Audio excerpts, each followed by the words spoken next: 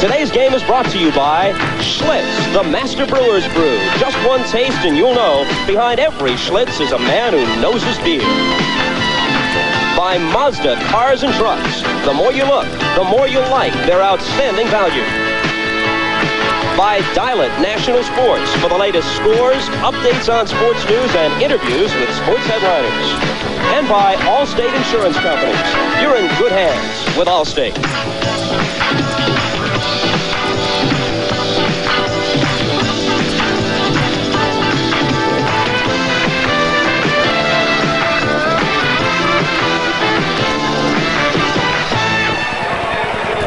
A beautiful September afternoon in Pittsburgh. Temperature about 70 degrees at game time. 74th consecutive sellout at Three River Stadium to watch the Steelers against the Chiefs. Bob Costas along with Bob Trumpy. Pittsburgh has won the toss. Nick Lowry will kick off for Kansas City.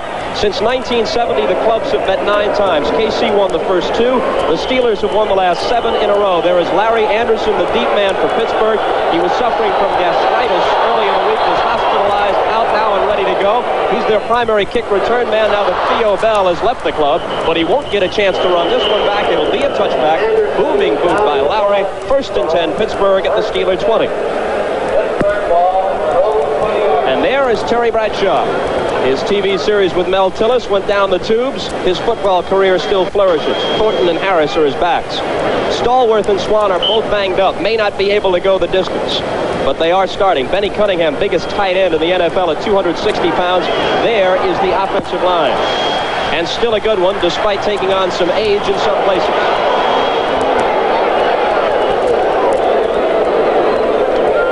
First play from scrimmage, Franco Harris, 3rd leading rusher in NFL history behind Jim Brown and O.J. Simpson, gets only a couple. He will go past, sometime this year, the 10,000-yard mark.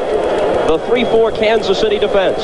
Still and Bell, a couple of young draftees in recent years and among the very best, still in the Pro Bowl last year. Parrish, the nose tackle. Howard, Manu Maliuna, Spaney, and Charles Jackson starting in place of Whitney Paul, not because Paul is hurt, but because Jackson outplayed him in preseason. Green and Harris are the safeties, Christopher and Barbaro. Green and Harris rather the corners, Christopher and Barbaro are the safeties. Sidney Thornton fumbles as he is hit, but Pittsburgh is there to cover it up. Steve Corson, the right guard, averted disaster. Thornton had a good gain going, but Trumpy coughed the football up. So far, Pittsburgh straight ahead, relying on the strength of their offensive linemen. Good job by a defensive person in there who will remain nameless, but Corson, man on the job. Great strength in that offensive line of the Pittsburgh Steelers. Manu Maliuna seems to pull the ball away from Sidney Thornton. So the ball is at the 28 where it is 3rd down and 2, and it is a double tight end offense out of a tight set. Grossman, number 84, is lined up alongside Cunningham, number 89. Give to Sidney Thornton. Hits right tackle into a stone wall. Doesn't get the first down. Frank Manu Maliuna pushed him back. One of the things that has been a very well-kept secret around the NFL is the defense of the Kansas City Chiefs. With Art Still, with Spaney, with Manu Maliuna. Watch Larry Brown here on Still. Double team block down, but well filled by the linebacker up inside. Exactly the way they draw it up. Spaney, Manu Maliuna on the stop. It is 4th down. Back drops J.T. Smith, last year's leading punt return man, and this is Craig Colquitt. His stats from 1980, he has never had a punt block in his NFL career. Smith averaged 14.5 yards per return last season, brought 2 of them back for scores. Colquitt, a 2-step punter, gets it away quickly. J.T. Smith backpedals to the 19, and here he comes. But he's not going too far. There's a flag down on the play as Smith hits the turf at about the 26. The punt went 50 yards. The return is good for 5 or 6. And let's see what the call will be. Jim Tunney is the referee. Holding Kansas City. Now, you hate to start that. The Kansas City philosophy presently is play, hopefully, field position with their defense. Get the ball, get the 3 downs and out for the offense, and then take the ball over a good field position. And a penalty like that, normally it's against a youngster, a rookie trying to make the ball club, a little over anxious. Veterans will use good discretion there and not take the penalty in that situation.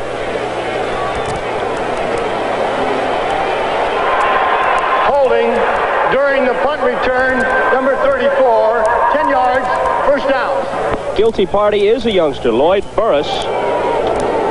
usually happens. Opening game jitters, trying to do the best he possibly can. Al Dixon starting at tight end, one of 4 tight ends on their roster.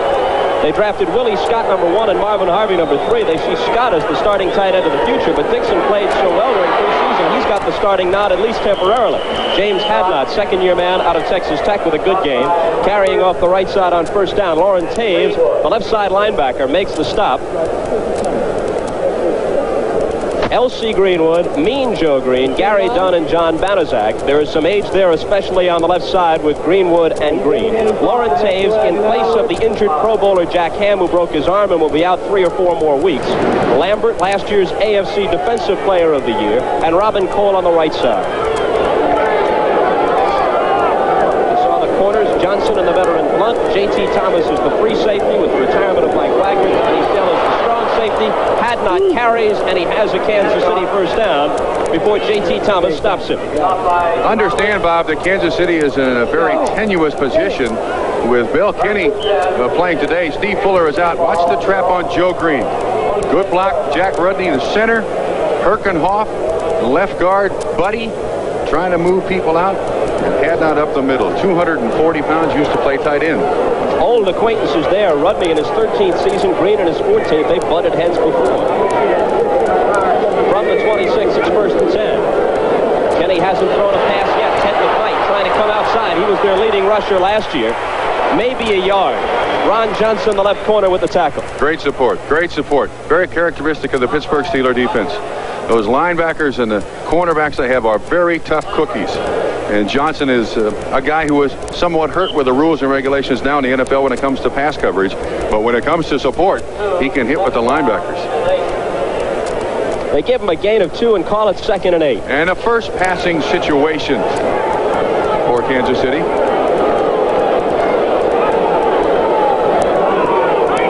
Marshall goes wide to the left. J.T. Smith is on the right side. In motion, the tight end, Al Dixon. They keep it on the ground. Hadnot hits right tackle and is shoved back. Robin Cole among the tacklers. Gary Dunn also there. Interesting. Interesting.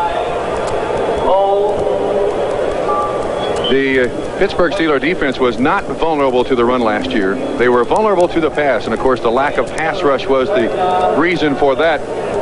I'm rather surprised that Kansas City doesn't come out here winging it.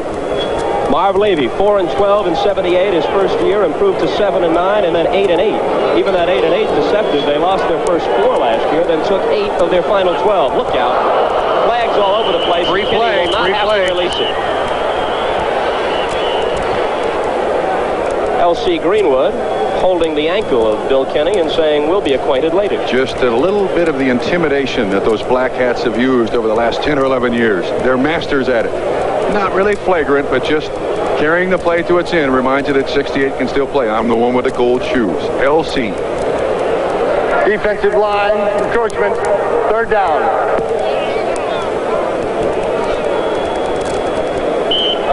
See if we can pick it up here.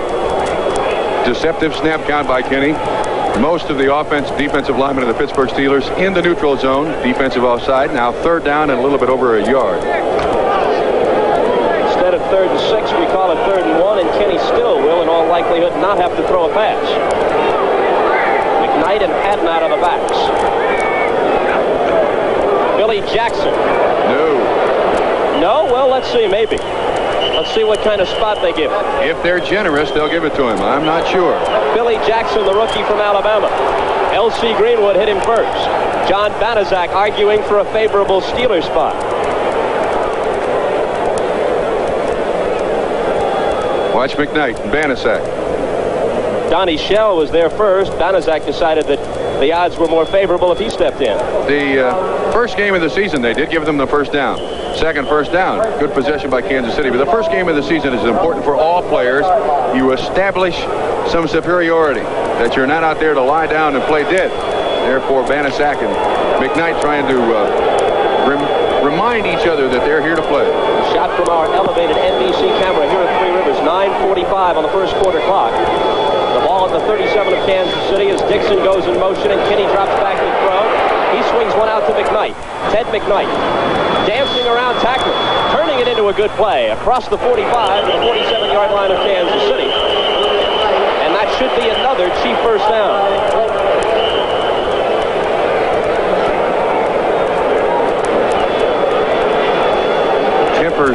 scoring here early in the ballgame, Bob. I must tell you, I'm sure it was very, very difficult for the Pittsburgh Steelers players to live in Pittsburgh this offseason for the first time in their some of these guys' career. Personal fouls, 56 offense, 56 defense. Correction, 89 offense, 56 defense. Offset after the first down. First down, Kansas City. So Henry Marshall and Robin Cole got into it, and the penalties offset. The ball stays where it was at the 47 of KC. As I was about to say, for the first time in a number of years, Pittsburgh players have had to look at themselves as you watch Robin Cole and Henry Marshall extracurricular activity. But I imagine we're going to have a lot of incidents of the Pittsburgh Steelers trying to show their brawn today early. And these fans are pumped. They are looking for a return to Steeler form, Steeler dominance. Football is a passion here, not a sport. I think it's fair to say that not since the glory days of the Packers in Green Bay, as McKnight carries for about 3, not since the Lombardi glory era in Green Bay, has an NFL team so embodied the spirit, the image, the identity of the town it represents as the Pittsburgh Steelers in the 70s. Well put. A look from behind at the Steeler bench. You'll notice, too, that it'll be a lot of Pittsburgh Steelers on and off the field today, which is uncharacteristic of the Pittsburgh Steelers in the last 10 years. They had 11 guys they started with, and they played them from the first down to the last down. Now there are a great many substitutions. 2nd and 7 from just shy of midfield. Smith on the right and Marshall on the left. The handoff is to McKnight. A couple, no more. Fumble came after the whistle. He picked it up anyway. Jack Lambert, the tackle. Lambert at 220, one of the smaller middle linebackers in the NFL. You'd never know it if you were hit by him. Makes his living with quickness, though, Bob. Really is mobile behind that defensive line. And a lot of the idea of the defensive strategy of Pittsburgh is to keep people off Jack Lambert. Dixon, the tight end, out. Carlos Carson, number 88, is in as a third wide receiver.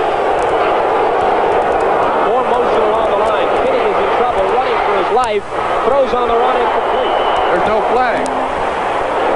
They let it go by, no flag. They're going to have to punt. Punt. Did you see what I saw? Well, it may have been a quick snap by one Jack Rudney, but it caught the offensive lineman of the Kansas City Chiefs unawares.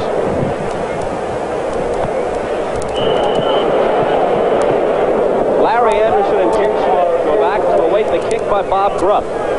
Gruff, like Colquitt, is a two-step punter. So we're seeing two of the very few two-step punters in the NFL in the same game today. Gruff gets it away. Smith lets it bounce. Out of bounds inside the 20. As a matter of fact, last year he put 23 punts inside the 20-yard line. That was the best mark in the AFC. A 34-yard kick that time. The clock reads 7:55 to play first quarter. You know, Bob Truppy, I was thinking about the 8 playoff appearances in the 70s for the Steelers, in which they were 14-4 in 18 games. 15 players presently on the roster played in all 4 of their Super Bowl games. 33 of them played in at least one. Some of these guys have almost a full extra season of experience just in postseason play. True. On first down, they swing it to Sidney Thornton. And Thornton struggles to the 20-yard line. Gain of 1, maybe 2. Gary Spaney, who has led the Chiefs in tackles all 3 years he's been in the league, gets credit for that stop. For the Pittsburgh Steelers, I think you'll see a lot more of what you just saw. That is, passes out the flat to the backs. There's Chuck Noll. He is the orchestrator of this fine franchise. But they are going to try to throw the ball to the backs and to the tight end a lot more instead of forcing it downfield to their 2 outside receivers, Swan and Stallworth. Bradshaw has always been wide receiver oriented throughout his career. He'll take the drop here and look. Rolling left and throwing deep over the middle into some heavy coverage and nearly intercepted. Gary Barbaro was there, the free safety, and he had plenty of help. Swan was the target. Lynn caught 44 a year ago. That's one of the problems that Terry Bradshaw has had. He will put it up. Last year, as you see, Kansas City ranking way up there on the interception total. 7 by Eric Harris, 10 of them by Gary Barbaro. Pittsburgh now going with 3 wide receivers. Benny Cunningham comes out, and Jim Smith, who last year came up large in the absence of Stallworth and Swan with 9 touchdown passes. When they go through wide receivers, they always put Smith alone on one side so that Stallworth and Swan are on the other side and they can't double cover them both. This time it's Smith on the left. Bradshaw.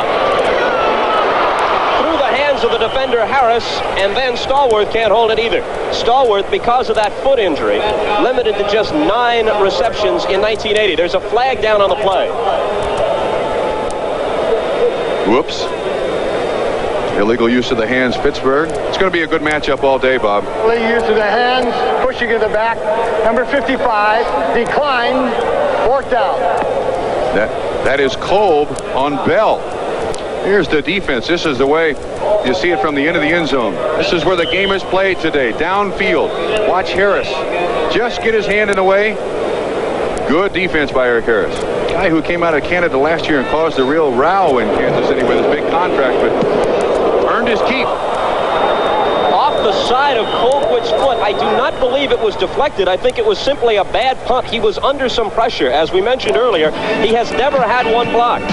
Just a 21-yard punt. And Kansas City takes over in Pittsburgh territory. Coming right back. Al Dixon was rushing through, putting some heavy pressure on Colquitt, who, as we mentioned, is a 2-step punter, gets them away quickly, has never had one block. And that one, while it was not touched, certainly was hurried, went for just 21 yards. 1st and 10 Chiefs at the 37-yard line of Pittsburgh. J.T. Smith is in a slot left. They send the tight end Dixon out wide to the right.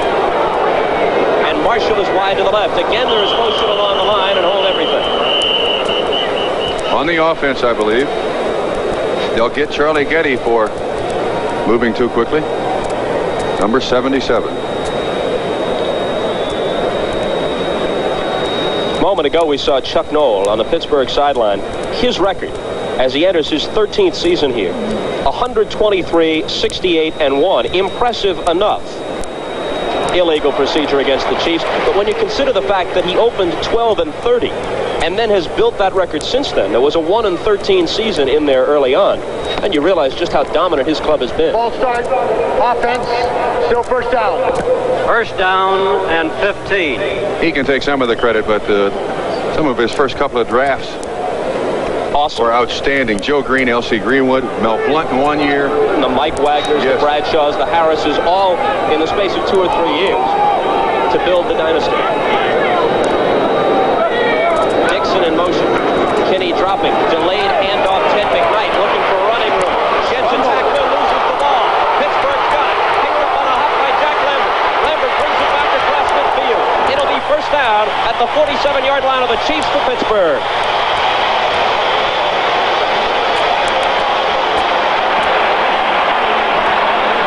Lambert's Lunatics have reason to whoop it up. That has always been one of the earmarks of the Pittsburgh Steelers defense. That was not evident last year. Big plays by their defense. Lambert, always around the football. At 220 pounds, turns fullback here. That's the way Pittsburgh beats you. We have 6 minutes and 46 seconds to play in the first quarter. Still no score, but now it's Pittsburgh's turn to threaten. Jack Lambert, who scooped up the fumble by McKnight and brought it back into Kansas City territory. Last year, McKnight led the Chiefs in rushing yards with 693, but he averaged just 3.4, and it's obvious they continually try to set him up and try and break something, give him some room to run, but as yet he has not given them that outside threat.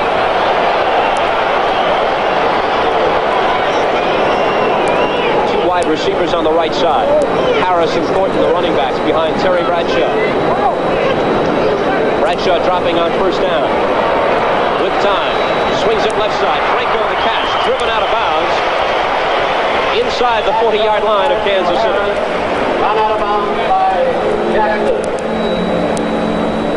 Baltimore jumps in front of New England 3-zip on a 42-yard field goal by Mike Wood, who was sent off to the Colts this week by the Chargers.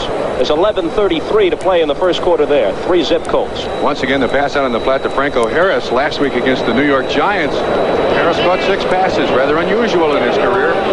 Primarily a runner as opposed to a pass receiver. They got 9. It's 2nd and 1. 6:39 to play in the first. The handoff is to Franco. He'll sweep right. He'll get the 1st down and lower his head.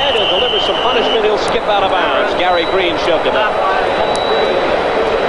There's a man whose place in the Hall of Fame has already been dusted. You realize he has 7 1,000-yard seasons, 37 100-yard games, although last year he had just 2, and for the first time in his career, or I should say for the first time since, I believe, 1971, he did not make 1,000 yards. But that means he's also carried it an awful lot of times, too. He and Jim Brown share the record with 7 1,000-yard seasons. Of course, Franco has had some years where he played 16 games. Brown had some where he played 12, never more than 14. You look at Jimmy Brown's marks against the other greats, the Paytons, the Simpsons, the Harrises, and consider the averages and everything else, Jimmy Brown becomes all the more impressive. Here's John Stallworth, that great season in 1979, more than 1,000 yards in receptions, capped by the 2 great grabs against the Rams in the Super Bowl. Trying to come back this year, he makes the catch this time. From a bone graft in his foot 5 years ago, John Stallworth would have been on the sideline probably for the remainder of his life. Now with new things in orthopedic surgery, he can play. No way they do that procedure, huh? 5, 6 years ago? No, I don't think they'd even tried. Notice the momentum that turnover by the Pittsburgh Steelers defense has given the offense. Cunningham, the tight end on the left side. Stallworth slot right. Swan wide right. 1st and 10, 18-yard line. Keeping it in the air. Bradshaw out of the pocket. Fires. In the end zone, intended for Cunningham and broken up.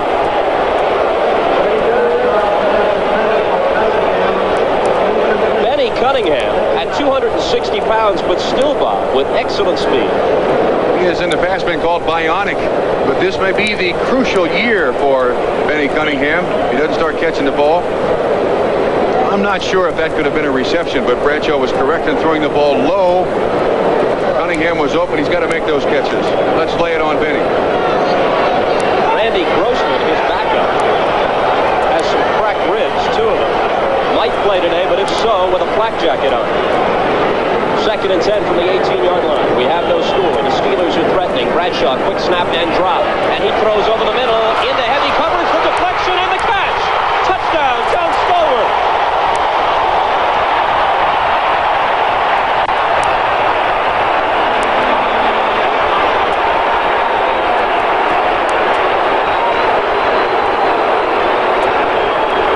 That ball went through 3 sets of hands, Bob. I think they're still talking about it. No catch. The ball bounced on the ground and went through. 3rd down. The ball was strapped, hit the ground, incomplete pass, 3rd down. One official had signaled touchdown, Trump. I believe it went through Thomas Howard's hands, then through Sidney Thornton's hands, and then into Stallworth's hands. 1, 2. Yes, sir, it bounced. Excellent call. Excellent call. Hit the ground as he juggled it. 3rd and 10. They've got to go to the 8. One more look.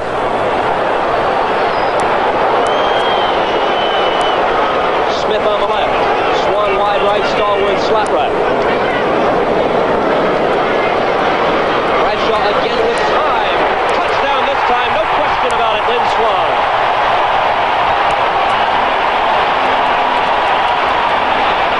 He got in behind Gary Green, who was beaten only twice for touchdowns all last season. But Lynn Swan got 6. One of the all-time greats at the receiver position, and in the years that he's played, now in his 8th season, you realize that this number 88 of the Pittsburgh Steelers has never had a 1,000-yard pass reception season. But he makes every one count, and they come in clutch situations. Here's a big story. Dave Trout, and an even bigger story now, as he misses his first point-after-touchdown try. Dave Trout, a rookie from Pittsburgh. They cut Matt Barr to keep him. Trout kicks off deeper, but there is question about his placement accuracy. And those questions continue. 6-zip Steelers. In New York at Cincinnati's Riverfront Stadium, the Seahawks have moved ahead of the Bengals. Kenny Anderson looking for a receiver, instead finding number 44, John Harris. He brings it back for the touchdown. Seattle was in front, 7-0. Let's go back to Pittsburgh. The double Bobs, Costas and Trump. Dave Trout put 11 of his 14 kickoffs during preseason into the end zone. That's what got him the job over Matt Barr. This one, he is boomed right to the goal line where Carlos Carson takes him. And they stop stop him near the 20. That's what the Steeler people were telling us yesterday, Trump. They feel that their defense, which quite honestly is not as overpowering as it has been in the past, their defense needs some help. And the long kickoffs of Trout are going to have those opposing offenses starting around the 20-yard line. 5-6 years ago, they keep Barr and cut Trout, but now things are different. But they are also giving up on 200 points the last 2 seasons. Matt Barr, 96 last year, 100 the year before, and that's the man that made the decision, Chuck Noll. Trout never even kicked field goals until he was a senior at Pitt, when he hit 15 out of 20. In the preseason, he was 1 of 2. He saw him just miss his first regular season conversion try. Joe Delaney, the rookie out of Northwest Louisiana, little guy at 5'10 and 180, is stopped by L.C. Greenwood. L.C. Greenwood will be 35 years of age on Tuesday. Bob, I think it's safe to say that Kansas City is so afraid of losing their quarterback, Kenny, the only one with experience that they have, that they're going to run the ball all day. Bob Galliano is behind him. Steve Fuller is in uniform on the sideline with damaged cartilage in his knee. Under no circumstances would he play. If both Galliano and Kenny were hurt, Bob Grupp, the punter, would become the quarterback. 5:22 and counting. 2nd and 5 from the 25. Kenny under pressure, being chased and unloading, incomplete. Interference. No flag. The official reached for his flag and then stopped. Let's watch Robin Cole. I think he should have pulled it out. You'll see Kenny throw back across his body, which is a very, very tough thing to do. There's the offensive line looking for protection. Throwing back over. 67 all over him. Gary Dunn. We're not going to see the interference, but I think the official should have kept reaching for that flag. Marv Levy said about 2 weeks ago, if his club kept as many as 10 rookies this year, he'd be worried. I checked the chief roster just prior to kickoff. They got 10 rookies. Uh-oh. Bill Kenny. Last year threw just 69 passes, completed 54% of them. 5 of them went for scores. Joe Delaney on 3rd and 5, trying to sweep, got the first down, and then skips out of bounds. Should not have skipped out of bounds. He could have gained another 5 yards. J.T. Thomas was chasing him and closing ground as Delaney elected to step out. We mentioned the quarterback situation of the Kansas City Chiefs. We have it on good authority that Mr. Pastorini, depending on the situation with Bill Kenny after this game, may be in Kansas City to talk turkey with the Chiefs come Tuesday or Wednesday of next week. About a week ago, they said they were not interested in it. Now they've changed their minds. Kenny with a big game against the Colts toward the end of last season. Filling in for Steve Fuller now. 5:09 on the clock. The give is to Mike Williams. And Williams is brought down by Lauren Taves and plenty of friends. Better in coverage than he is against the run, but he plays behind a great defensive end in L.C. Greenwood. That's the young man that a few years ago, there's Steve Fuller sitting on the sideline. Orthoscopic knee surgery about, 3 weeks ago? I think he's got 2 weeks left before he can come back, and they want to take no chances with him. At least that long. Taves threw Williams for a loss of 3. 2nd and 13 from the 35-yard line. Kenny backpedaling against the pressure. Lobs it out to Mike Williams. Williams engulfed and brought down at the 38. Only 3 yards. It'll be 3rd and 10. And Jack Lambert, as always, was right around the ball. Stopped by Lambert, Johnson. Well set up by the offense, but Mr. Williams has to realize that when you get the ball right there, go straight up the field and take your chances instead of trying to dance. Can you give me a list of linebackers who play pass coverage better than Jack Lambert? Yeah, Jack Ham. But that's, I believe, where the list ends. Stan Rome has come in as a 3rd wide receiver.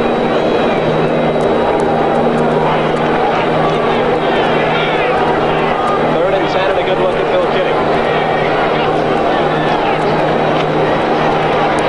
A wobbler, grabbed by Henry Marshall, spins away, good move, lunges across the yardstick, I believe, depending upon where they spot it, and he might have the first down solely on individual effort. A pass underneath the linebackers. There's Lauren Taves. You'll see Marshall catch the ball directly in front of him. This is a missed tackle. Should be 4th down. A good move by Henry Marshall, who wears that famous 89 of the Kansas City Chiefs color, once owned by one Otis Taylor. So Henry Marshall, veteran out of Missouri, gets the first down. on the 48-yard line of Kansas City.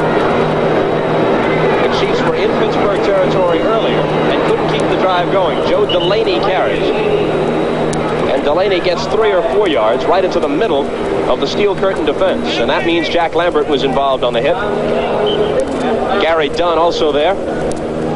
You see some of the substitutions that Pittsburgh is now using. They have Bob Coors in there at a defensive end. I tell you, it's amazing. 4 years ago, Pittsburgh would not make a substitution unless somebody was bleeding or had a broken bone.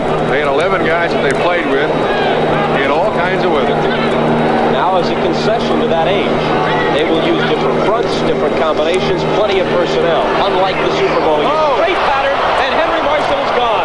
Touchdown, game tie. There's nothing to that. That's too easy. That's way too easy. Obviously a mix-up in the defensive backfield. Pittsburgh had number 42 in there. Marv Levy rejoices. Boy, that happened in a hurry. Anthony Washington, rookie defensive back, was in there, and somebody missed coverage. You'll see 31 Donnie Shell in the general vicinity. 24 J.T. Thomas. A rare mistake by the Pittsburgh Steelers defense. And now a chance for Kansas City to go on top because of the missed extra point. Nick Lowry hit all 37 of his point-after-touchdown tries a year ago. A young man out of Dartmouth. One of the great long-distance kickers. Had a 57-yard field goal a year ago. Perfect. Kansas City has taken the lead at 7-6. We've got 2 minutes and 14 seconds to play in the first quarter. I wonder what Mr. Knoll is thinking about that missed extra point now. He is in jeopardy by young Mr. Trout. Interesting that Matt Barr lost his job in Pittsburgh here this preseason without ever having tried a field goal. Totally on the strength of, as you said, Trout's kickoffs. He made the team in at Pittsburgh. He wasn't even their #1 place kicker. They had 2 place kickers, one for accuracy and Trout for distance. Well, Trout did what Chuck Noll asked him to do on the kickoff following the touchdown. He set Kansas City up only at their own 20-yard line, and there's young Dave Trout. But they went 80 yards in 8 plays for the score, and then the PAT by Lowry nudges them in front 7-6. This telecast, presented by authority of the NFL, and it's intended for the private use of our audience. Any rebroadcast or other use of this telecast without the express written consent of the Pittsburgh Steelers and the NFL is prohibited. We were talking about building the Kansas City Chiefs and the great drafts which built a Steeler dynasty a decade ago. Well, let's compare. Since 1977, the Steelers in the first round, Robin Cole, then Ron Johnson, then Greg Hawthorne, then Mark Malone, now a third-string quarterback that they're talking about playing at another position, and Keith Gary, the Oklahoma defensive lineman, who decided not to play in the NFL and now is in Canada. Check these first-round choices by the Chiefs, who, of course, were picking much earlier than the Steelers, who are always picking last or close to it. Gary Green in 1977, Art Still in 78, Mike Bell in 79, Brad Buddy in 1980.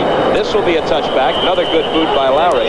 And this year, Willie Scott from South Carolina, who ultimately will be their starting tight end. So they have used those first-round draft choices very, very well. You eventually pay the price for being the Super Bowl champion, and that is picking 28th in the first round. Baltimore now extends its lead over New England, 10-0. Colts were 0-4 in preseason, and last year New England kicked them all over the lot a couple of times. They're out for revenge.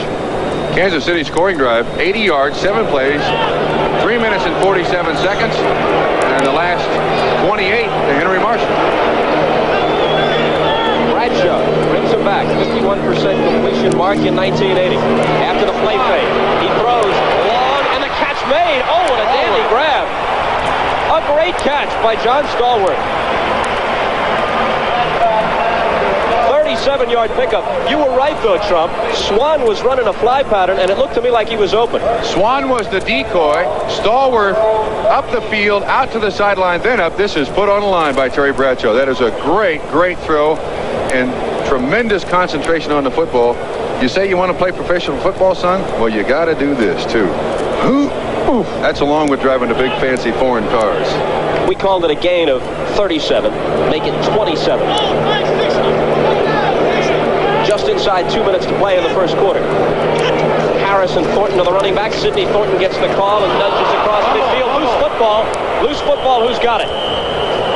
Oh, Pittsburgh retains possession.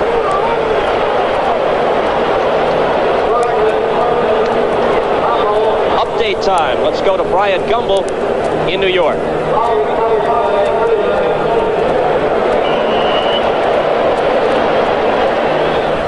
Thank you, Bob Costas. At Riverfront Stadium in Cincinnati, the Seahawks are pouring it on the Bengals. Still first quarter action. Jim Zorn up top to Steve Largent, 36 yards. Seahawks out in front by a score of 14-0. Bob? Benny Cunningham made that last recovery for Pittsburgh. Last year, Kansas City was second best in the entire NFL behind the Atlanta Falcons on the giveaway takeaway table. Number of turnovers they picked off, and as against the number they gave away. Here's another fumble, and they pick it up, and it may go for a score. Jackson gets around Harris. Charles Jackson inside the 20, and Charles Jackson is down at the 15-yard line. Whoops. How often in the last 10 years have you heard people in Pittsburgh boo? An all-out blitz by the Kansas City Chiefs. All four linebackers were coming. You'll see them in the backfield just as he gets the football. Still, Spaney, Bell, all three of them are there. Picked up by Jackson. Wow. Talk about speak of the devil, Trump. I was just saying that only Atlanta was better on that giveaway takeaway table a year ago than the Chiefs. And in virtually all of their 8 victories in 1980, the Chiefs took the ball away more frequently than they gave it up. Let's see if they can capitalize on this turnover. Steelers now had 3 fumbles, lost 1. Just over a minute to play from the 15-yard line. First and 10, leading 7-6. The Chiefs go to work. Joe Delaney bangs for a good gain. Down to the 8-yard line. Banaszak wraps him up. Gain of 7.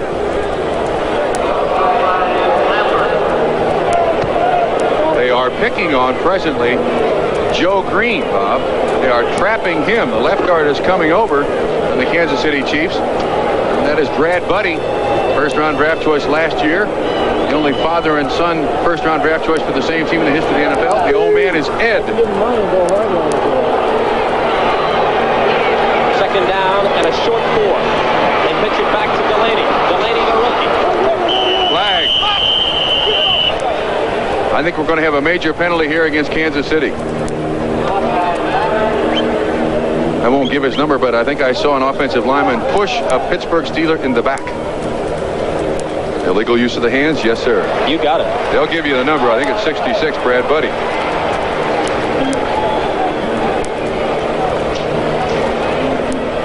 Buddy, the youngster of Kansas City's offensive line in his second year of USC. Everybody else has at least 6 years of experience.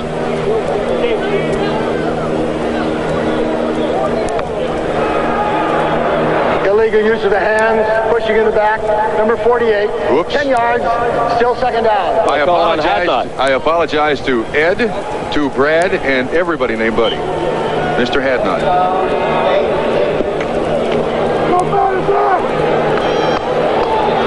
So the ball is pushed back to the 17-yard line, where it's second down and 12 yards to go.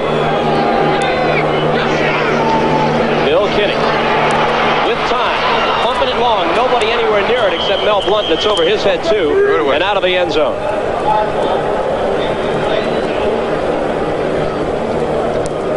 Good coverage by the Pittsburgh Steelers defensive backs. Mel Blount covering Marshall. Mel Blount's been covering people all over the field for a number of years. You'll see the good coverage. And that's supposed to be illegal, but not a lot, just a little. But Kenny threw it away. Good choice. I would expect right here, historically, the Pittsburgh Steelers, this is their big play position. Blitz or something out of the ordinary to disrupt the Kansas City Chiefs right now. Carlos Carson in, third wide receiver. Tight end Al Dixon out. They need 12. They swing it to Delaney and get nothing. Tough catch to make. Tough catch to make. Running straight away from the football. Ball is thrown directly behind the young man. He can't stop his momentum and come around and pick it up. Well, the Chiefs got inside the 10-yard line of Pittsburgh, and at most, they will come away with 3. Lowry, 20 of 26 field goals last year, and almost all the boots he missed were very long. As a matter of fact, he had 4 of 7 from beyond 50 yards. Rupp kneels at the 25. This is a 35-yard attempt, which Dick Lowry hits, and it's perfect. Flag on the play.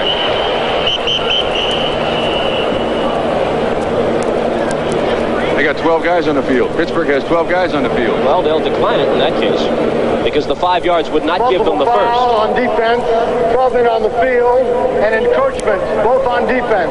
That's the George Halas trick. Yeah, have worked for the Papa Bear. It doesn't work for Chuck Noll, at least not this time. Take the points. Take the points. Yeah, they got to, because the 5 yards won't give them what they need. Full fouls, encroachment defense, too many men on the field, defense, decline, field goal count, 3 points. Score is Kansas City. Once again, mental mistakes by the Pittsburgh Steelers. Very uncharacteristic. I think Chuck Noll can put up with performance deficiencies because of age, but when you've got 12 men on the field, that's when you get out the whip if you're the head coach. 8 seconds to play in the first quarter, and the Chiefs lead it by a score of 10-6. And the difference is strictly the toe of Nick Lowry. Trout missed the conversion. Lowry hit his, plus a 35-yard field goal.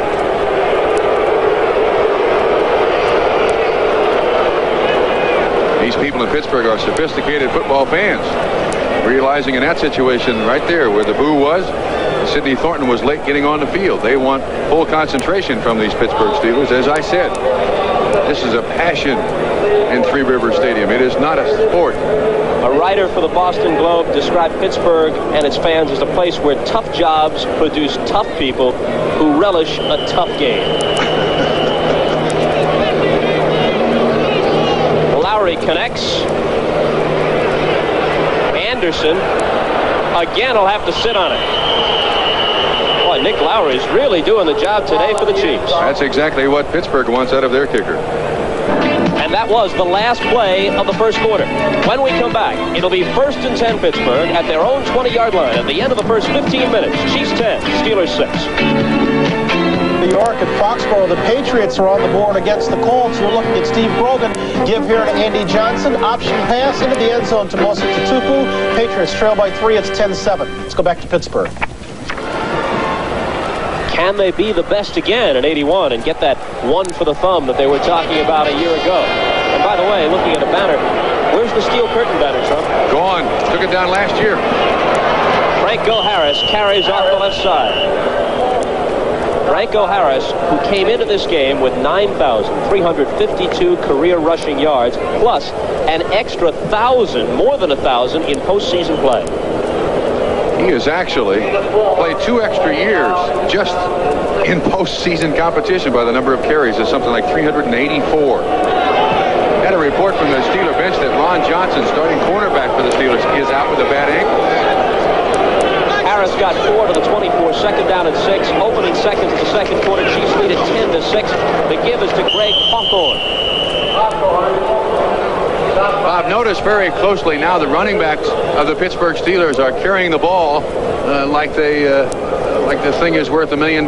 They do not want to fumble the football, and it takes away some of the real spurt of the running backs. You saw Hawthorne there really cradling the football. Hawthorne's reputation is that he is a better pass receiver than anything else. And as we mentioned earlier, Bradshaw appears more inclined to go tight end and to go to his backs these days than in the past when he used to air it out almost exclusively to that great core wide receiver. At least that's what the offensive coaches want him to do. Both wide receivers are on the right side, 3rd and 2. Give it to Franco. Gets the 2 yards and then some. Lowers his head, moves across the 35-yard line. Stop by Burris.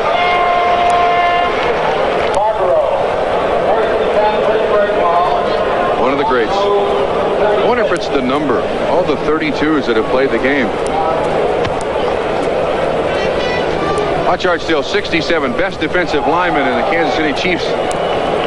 Runs right by him. He tries to run around the block of Larry Brown.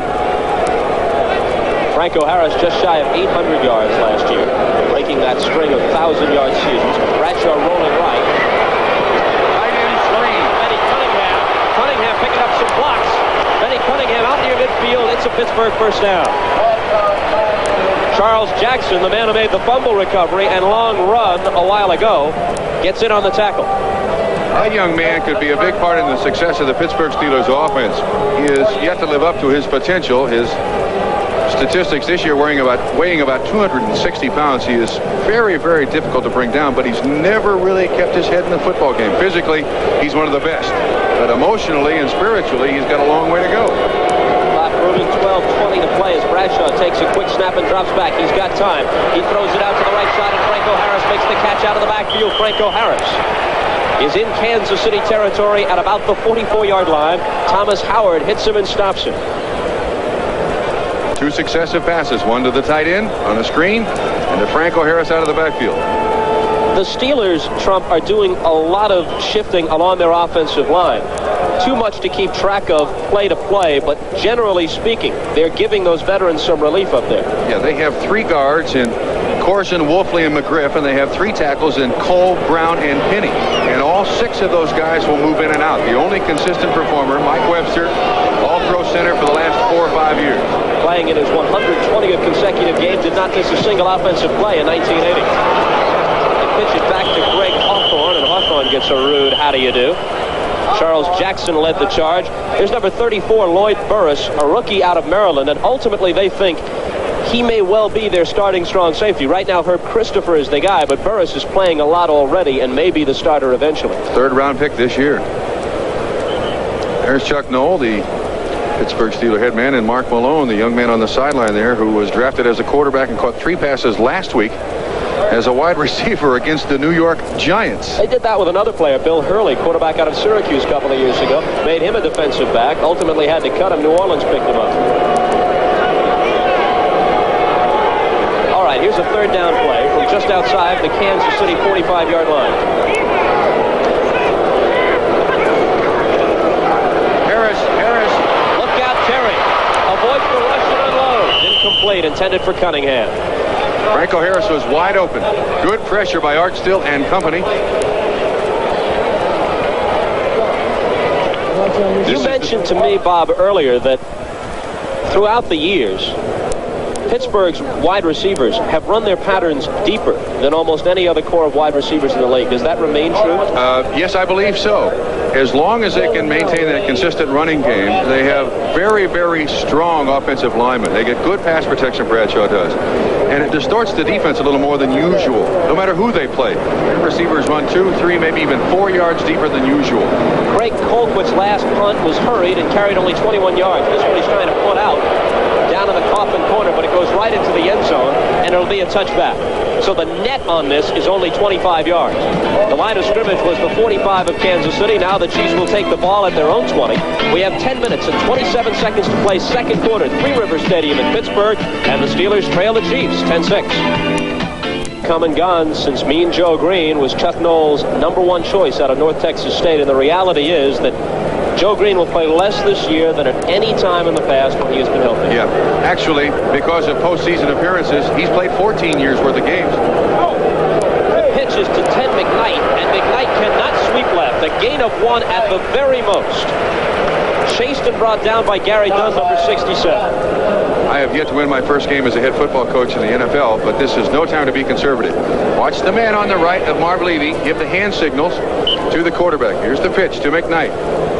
But Robin Cole stands up, had not, and done in on the tackle. Bill Kenny, the Kansas City quarterback, playing with bruised, damaged ribs. He was hit hard a couple of weeks ago in a preseason game by Lee Nelson of the Cardinals. And he's very, very vulnerable to a hit today. And should he be sidelined, the very inexperienced Bob Galliano would get the call. They give it to McKnight. It's left tackle. Only a couple. Bob, if I may make a comment, though, your statement on Galliano is very true, but Galliano can do this. He can hand off. I think if you have a healthy quarterback, you must throw the football. Jack Lambert, number 58. Watch the quickness. Avoids the block by the tight end. Right there to make the tackle. He is a gifted performer, and he's the leader on that defense. They cannot do anything without Jack Lambert in there, that defense. 3rd and 8 from the 22-yard line. Clock moving, exactly 9 minutes to play in the first half. The Chiefs lead it by a score of 10-6. 3 wide receivers set up as Stan Rome has come in. Blitz. Bill Kenny in trouble and sacked. Jack Lambert got there on the blitz.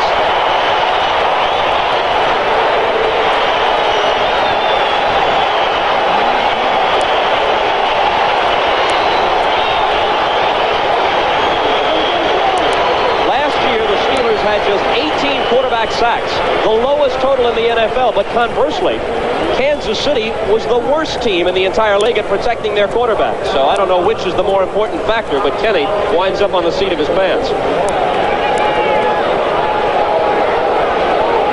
Now good field position awaits the Steelers. Bob Grupp will have to kick out of his own end zone. High snap. Gets it away. Smith lets it bounce. A Pittsburgh bounce. Inside the 40 of Kansas City.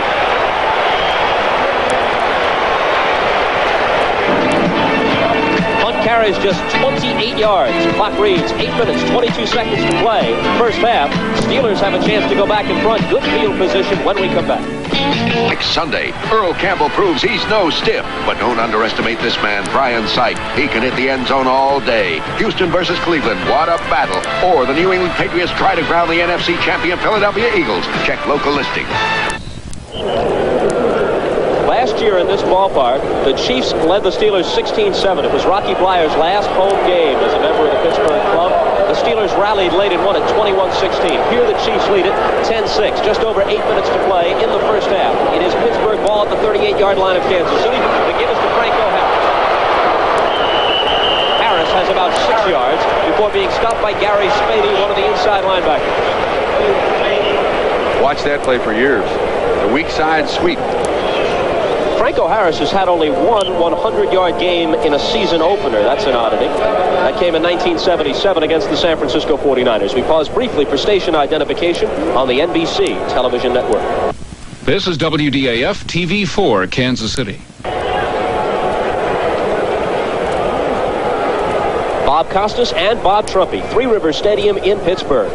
Season opener, Chiefs and the Steelers. Beautiful day, temperature 70 degrees. Pittsburgh on the march. Greg Hawthorne right into the middle of that 3-4 defense of the Kansas City Chiefs and close to a first down. They may measure.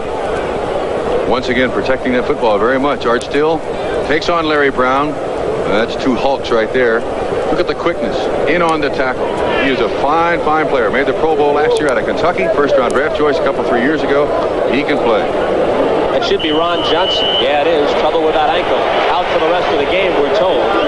This is going to be third and less than a yard coming up. Interesting contrast between the two ends in that 3-4 setup. Art Still, strictly a finesse guy. Very smooth, almost effortless.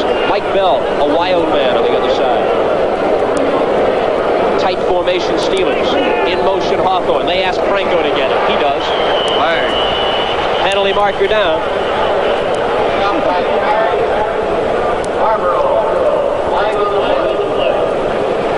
Offsides, Kansas City.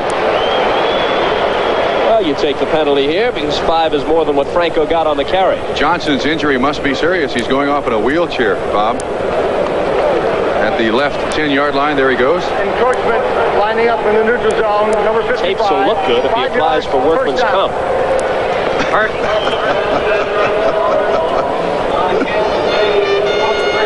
He looks pretty relaxed to me. Yeah, that's certainly a bad start, though, for a defense that is having their problems. From the 23-yard line now. Stallworth left, and Swan is right.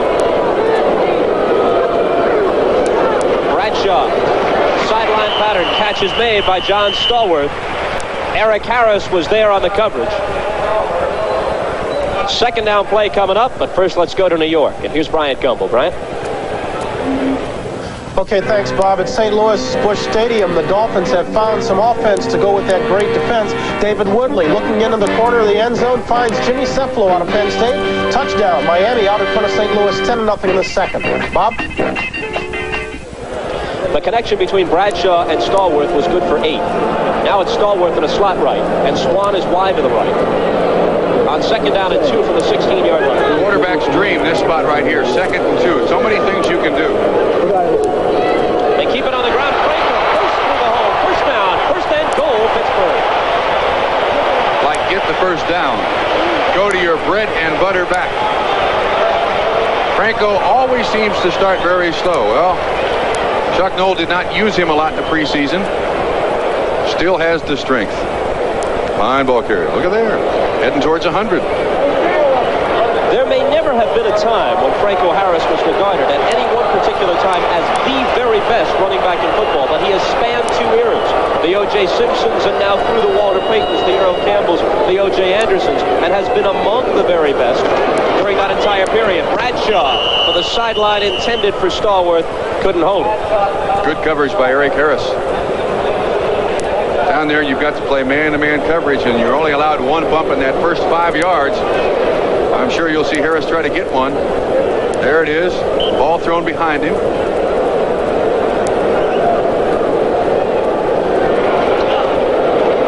Second and goal from the 7-yard line. Franco Harris, 6 carries for 48 yards thus far.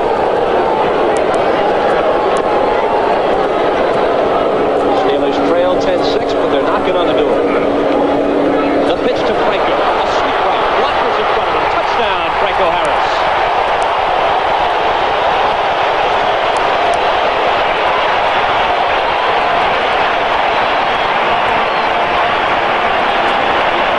Great job by Larry Brown. Right offensive tackle. See that offensive line below there. Watch 79. 270 pounds, converted tight end. Watch him plant that cornerback. 24. Gary Green. And Franco Harris waltzes in.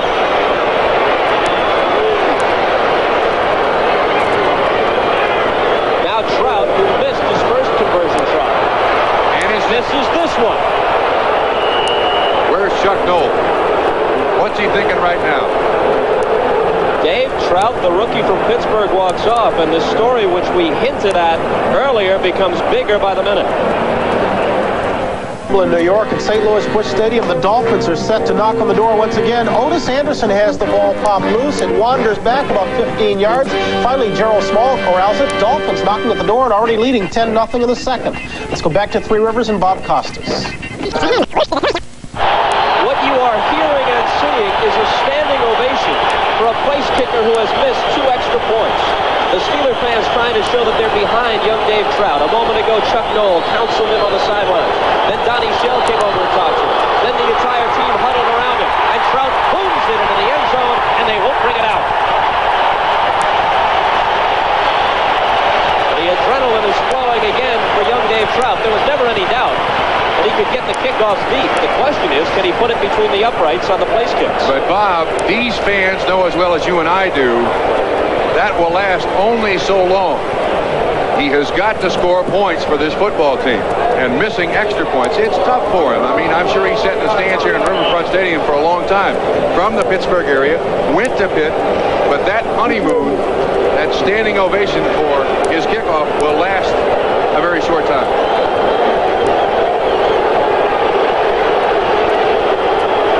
Delaney and Hadnot are the running backs. 5:25 to play in the first half. The Chiefs trail at 12-10. Kinney will go to the air on first down. He swings it out to Delaney. Delaney, the rookie, sidesteps a tackle. Gets about 5 yards out of it. Mel Blunt makes the tackle. Blunt at 33 years of age. Lambert. Dwayne Woodruff now replacing Thomas. That's cornerback. Or excuse me, Ron Johnson at cornerback.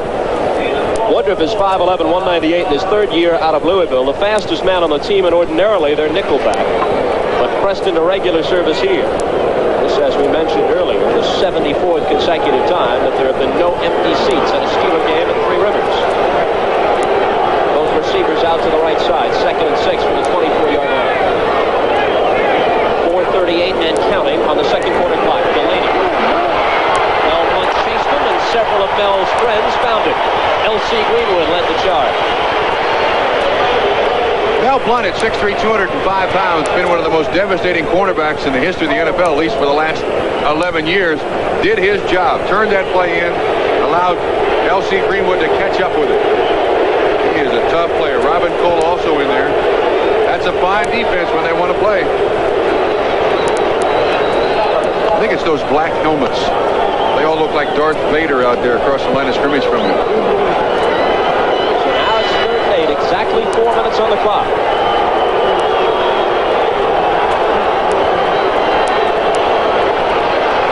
Bill Kenny under pressure, looking over the middle of Waddler, finds Henry Marshall. Marshall, who caught the touchdown pass a moment ago, stays in bounds, battles for extra yardage. He's at the 45 of Kansas City for the first down. Blunt and Shell ran into each other, Bob. Therefore, Henry Marshall wide open. So far, Kansas City's been able to protect Bill Kinney. The touchdown earlier by Franco Harris, and here we watch Dave Trout practicing to try and avoid what's happened twice already, a missed point after. The touchdown by Harris was the 77th rushing touchdown of his career, and overall the 83rd touchdown, rushing and passing combined, in a great NFL career. Look at this. Look at this. Obviously something wrong with the defense. Highly unusual for Pittsburgh. So the Steelers take a timeout they wish they didn't have to use. 3:07 remaining second quarter. We'll be right back. Henry Marshall, who caught that last pass for the Kansas City first down, has 3 catches so far in the first half for 81 yards.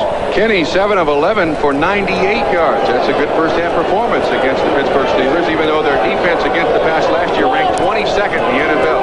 Henry Marshall left, J.T. Smith to the right, back split behind Kenny, who put it in the air on first down, out of the pocket, hit as he throws, almost intercepted by a diving Mel Blount, who has 46 career pickoffs, 4 of them last year.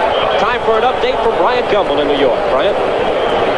All right, Bob, at Schaefer Stadium in Foxborough, the Patriots have taken the lead away from the Colts. This is Steve Grogan working with Carlos Pennywell. A 23-yard scoring strike. The point after has the Pats in front, 14-13 in the second. Bob? Marv Levy along the Chiefs sideline. His club trails by a score of 12-10. Kenny was very, very slow getting up that time, Bob. He got hit, but good, right in the chest. That rib cage is very tender, as we told you. Delayed handoff to Joe Delaney. Tripped up, stays on his feet, battles only back to maybe the line of scrimmage. Before the Steelers hold a team meeting on his body, there were about 5 black shirts there. Bob Galliano warms up. As we said at the top of the program, Bill Kinney was not able to throw the football until actually Friday. He could throw without pain. He has a very, very painful chest injury. Got hit in the sternum. Is wearing a flak jacket, but their protection does no good. It's a bruise, and it's going to take a week or so for him to get over it. Al Dixon out. Stan Rome in. Third wide receiver. 3rd and 9, 46-yard line. 2:20 to play in the first half. In motion, Henry Marshall. Kenny with time. Fires one. Right into the middle of that zone coverage, and it is intercepted by Dwayne Woodruff. Fumble. Woodruff fumbles. Ball loose. Who's got it? Pittsburgh.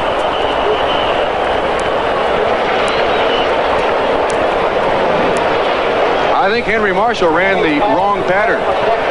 Not only did Kenny throw it right to Dwayne Woodruff of the Pittsburgh Steelers, but hit him right between the numbers. Expecting Marshall to turn in, he went out. Well, that is the second time the Chiefs have turned it over. Earlier, McKnight fumbled, and Lambert recovered it, ran it into Kansas City territory. This time, Kenny throws it right into the arms of Woodruff. And Woodruff, in the process of running it back, fumbled, but Lawrence Taves was there, the outside linebacker, to retain possession for Pittsburgh. Let's watch it again. Nobody even close. Miscommunication somewhere. Woodruff playing in place of Ron Johnson, who injured an ankle early in the game and is done for the afternoon. Now with 2:04 left and leading 12-10, Bradshaw goes back to work for the Steelers. To the air, that's no surprise. All kinds of time. Airs one out. A perfect strike. It's caught by Stallworth. Reverses his field. Picks up a block. And down at the 25-yard line. There's the depth of the patterns run by the Pittsburgh Steelers receivers. He was a good 16 or 17 yards deep. And normally linebackers don't drop that far. Therefore, Stallworth was standing wide open. That works for 23. We get the 2-minute warning. Actually, there's 1:52 left in the first half. Steelers driving. Terry Bradshaw thus far, 9 of 15, 121 yards, 1 touchdown. That was an 18-yard strike to Lynn Swann. John Stallworth has caught 4 of those 9 Bradshaw completions for a total of 70 yards. The 2 touchdowns for Pittsburgh, familiar names, Bradshaw to Swann, and a scoring run by Franco Harris. An unfamiliar name, Dave Trout, missed the point after both touchdowns. It's 12-10. Steelers leading the Chiefs. Looks like Bradshaw has called more than one play in the huddle. Hurry-up offense here with 1:52 left in the first half. Steelers have 2 timeouts remaining. And a bullet is right on target to the tight end, Benny Cunningham. Cunningham was very close to the stick, very close to the first down Plenty of time. No reason to panic here. Just inside the 15-yard line and looking to build on a 2-point lead. Bradshaw rolling left, throwing, juggled and dropped by Lynn Swann. And that's the kind that normally will not elude Lynn Swann. That won't happen very often. Swanee is playing with a slight problem with his right hamstring. And as we mentioned earlier, Stallworth is also banged up, a variety of ailments, and Chuck Noll wonders whether each can go all the way today. They both started, and they've been in there most of the way, but they're brittle at this point. We've been down on Pittsburgh that they didn't play well last year, but do you realize that Swann and Stallworth together missed all 16 games last year, and they're a very, very big part of that offense. If they keep them healthy, Pittsburgh is still a juggernaut. Cunningham goes wide to the right. They put Swann in a slot left, and Stallworth is wide left. Back Too much time. Bradshaw. Terry looking for the end zone, throwing, broke it up. Excellent defensive play, but it might be interference. Burris, the rookie, broke it up, intended for Cunningham. If it's interference, it'll be first and goal at the 1. That ball was snapped on 0-2 on the 30-second clock. Very, very close to being too much time. Defensive pass interference. Number 34 in the end zone. Ball will be placed at the 1-yard line. First down. Lloyd Burris, the young, strong safety, the rookie. The difference between a great defensive play and a penalty, only an eyelash. Strong arm Terry Bradshaw. Look the way he zips it in there. It's the backhand that gets the penalty. But a rookie, third-round draft choice out of Maryland. He'll learn. Who do you think they'll give it to here, Bob? I think that Franco has an excellent chance to carry Make it. an excellent coach. A grasp of the obvious doesn't hurt. They fake it to Franco. They look to the end zone. Almost a one-handed catch by Benny Cunningham. It'll be second and goal.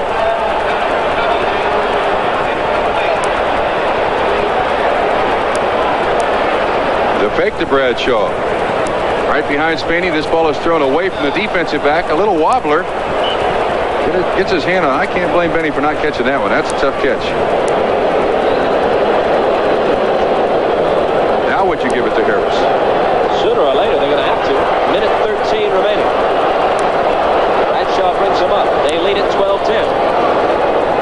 Tight formation, in motion, Grossman. Franco, touchdown. Franco Harris with his second touchdown carry of the day. And on the field comes Mr. Trout. See if the third time is the charm.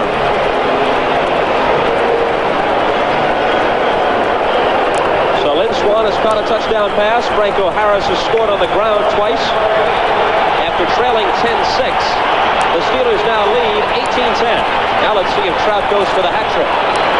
Trout hooked the first one, shanked the second one. And we'll see on this one. Cole Witt is the holder. Snap is good, placement is good, kick is good.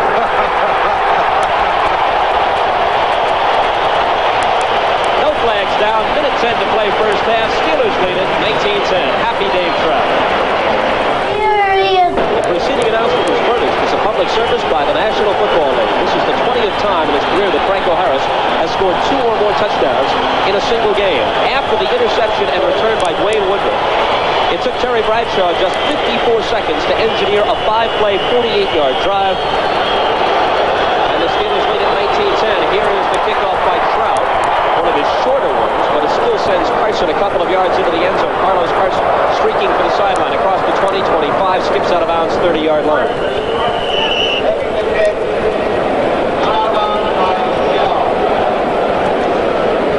Well, now Kansas City has to put it up. They don't have a lot of time left. 1:04 in the first half.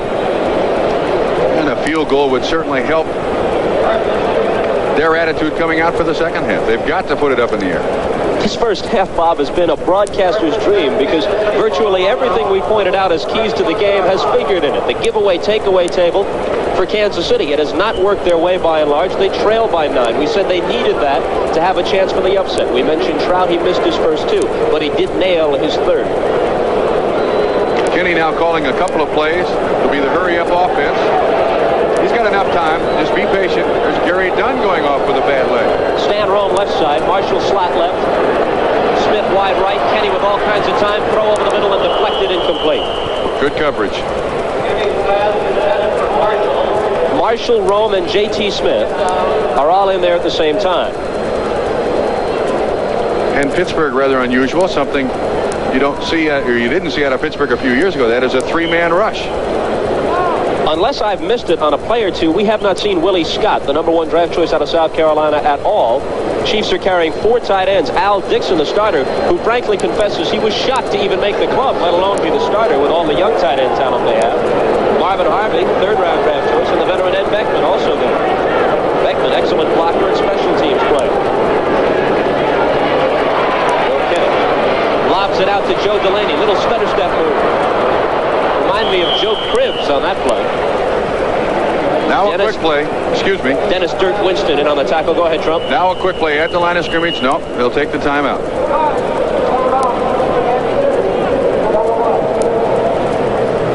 So that leaves them with 2 timeouts left and 44 seconds on the clock, trailing 19-10. A reminder, next Saturday on NBC's Baseball Game of the Week, the pennant-minded Expos meet the Cubs at Wrigley Field. And some of you will see the Yankees take on the Red Sox. So check your local listings for the game in your area. That's next Saturday at 2 p.m. Eastern Time, right here on NBC Sports. A wacky baseball season, but potentially an exciting September. Just about everybody who has a franchise has a crack at the pennant. Well, I'm from Cincinnati. We don't like the split season. We finished a half game out in the first half, and we're incensed that we have the 3rd best record in Major League Baseball and are 4.5 back. I don't blame you. Theoretically, you could have the best record in all of baseball and not be one of 8 teams to make the playoffs. And wouldn't that sit well with Dick Wagner and John McNamara and everybody out there in Cincinnati? No. Report on David Little, linebacker of the Pittsburgh Steelers, out with a concussion. Gary Dunn also went off with an ice bag on his leg, and Ron Johnson already off in a wheelchair with an ankle injury. Physical game out there. I knew I had a reason for retiring. We got a look at Terry Bradshaw just a moment ago. That missing tooth is replaced when he goes on the tube to try and do TV pilots, isn't it? Yeah, he tried one called the Stalkers. It had miserable ratings with the exception of one specific area of the country, and that is the north central area of Ohio. And why is that? Somewhere around Oberlin, Ohio, and I believe that's where Cliff Stout's family is from. They were all rooting for Terry to launch a new career. Yes. Yes. 3rd down, we'll call it 4. Smith left, Marshall right. Carlos Carson also in the ballgame. 3 wide receivers. Kenny with time.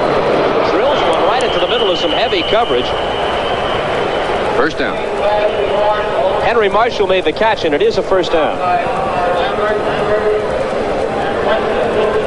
So Marshall has had an excellent first half, which has included a touchdown catch. You know, it's interesting here.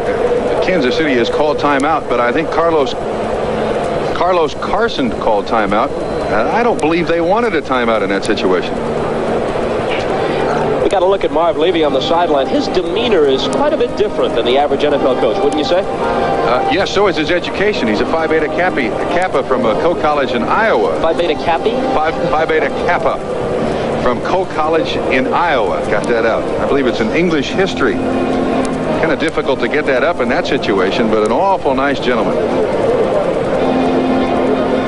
Assistant under George Allen for a while at Washington, coached in Canada as well, and he has brought some Canadian players whom he saw and was impressed by during his coaching time up north of the border. He's brought them to Kansas City, and with good success. One of those guys was Eric Harris. I mentioned earlier that he came to Kansas City last year, signed a behemoth contract that really upset an awful lot of the players on the Kansas City Chiefs, but last year Harris pulled his own weight. He was the rookie of the year, if you will. He played 3 years in Canada, but he had 7 interceptions, which was second on the ball club behind Gary Barbaro. He has pulled his weight. Nick Lowry, the place kicker, and a good one, is another example. Player up in Canada that Levy brought down. He had to be good to take the job away from Jan Stenerud. He was everything they expected and more a year ago. All right, now the Chiefs have 1 timeout left. The Steelers have 2, which at this point is academic. 19-10, Pittsburgh in front. 34 seconds to play on first down from the 45 of Kansas City. Kenny drops back and looks. He has time. And he finally finally unloads, and the catch is made by J.T. Smith, and Smith is brought down at the 40 of Pittsburgh. They are nearing Lowry's range. He kicked a 57-yarder a year ago. They need a completion here. They've got the completion. Again, J.T. Smith. And an excellent catch that time. The clock is stopped with 6 seconds, and they'll get Lowry on the field. Well done by Kansas City. Very impressive. This drive started at their own 31-yard line. And 3 points at this juncture of the first half will do an awful lot to lift the Kansas City Chiefs. They've played very well. And despite the encouragement that Trout has received from his teammates, his coach, and the crowd, those 2 missed extra points could very well figure in the outcome of this game. Rupp kneels just about at the 30-yard line. It's about a 40-yard attempt. Lowry was deadly accurate from this distance. 3 of 4 between 40 and 49. 7 of 9 between 30 and 39 a year ago. Overall made 20 of 26 field goal tries. The snapper, though, is Todd Thomas out of North Dakota. The rookie 5th-round draft choice. Very, very important that this is a good snap. They cut Charlie Ane. That opened up the job for Thomas.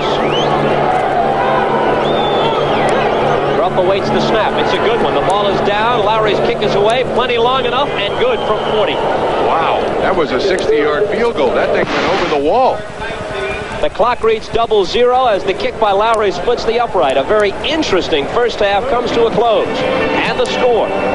The Pittsburgh Steelers 19, the Kansas City Chiefs 13. We'll return to Three River Stadium in Pittsburgh in just a minute.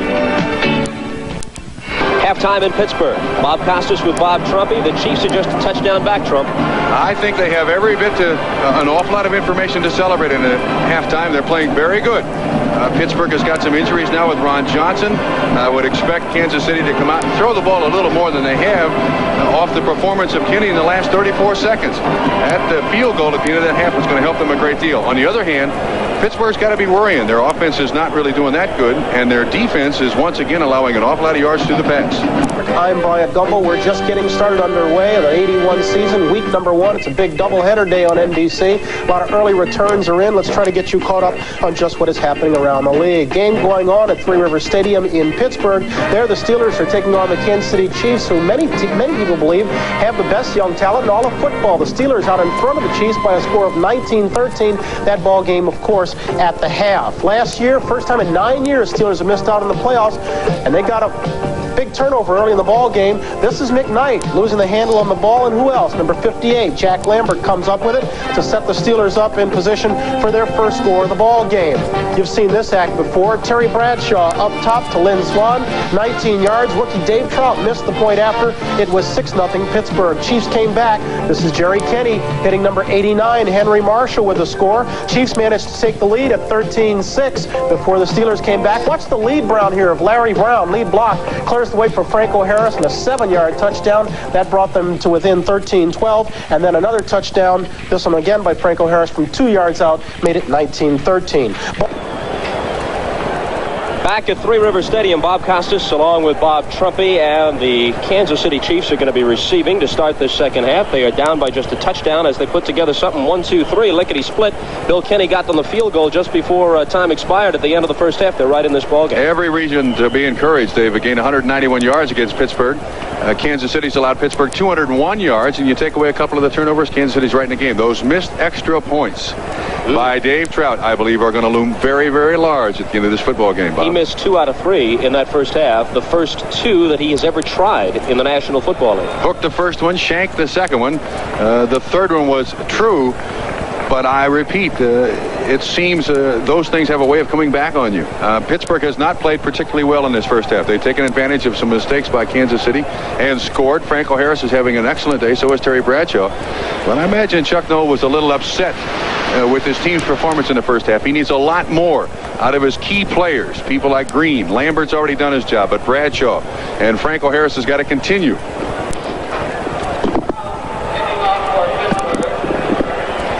So now Dave Trout will kick off. Now that has not been any area of difficulty for him. 11 of 14 preseason kicks went into the end zone, and all of his boots have reached at least the goal line in the first half. But the point after touchdowns have been a nightmare. First half stats. Chiefs 13 first downs, rather Steelers 13 to the Chiefs 9. The overall yardage is fairly even. You know, Franco Harris has 48 of the Steelers' 56 rushing yards so far. Down by 6. The Chiefs receive. Carlos Carson thinks about it for a second and says, I'll stay right here.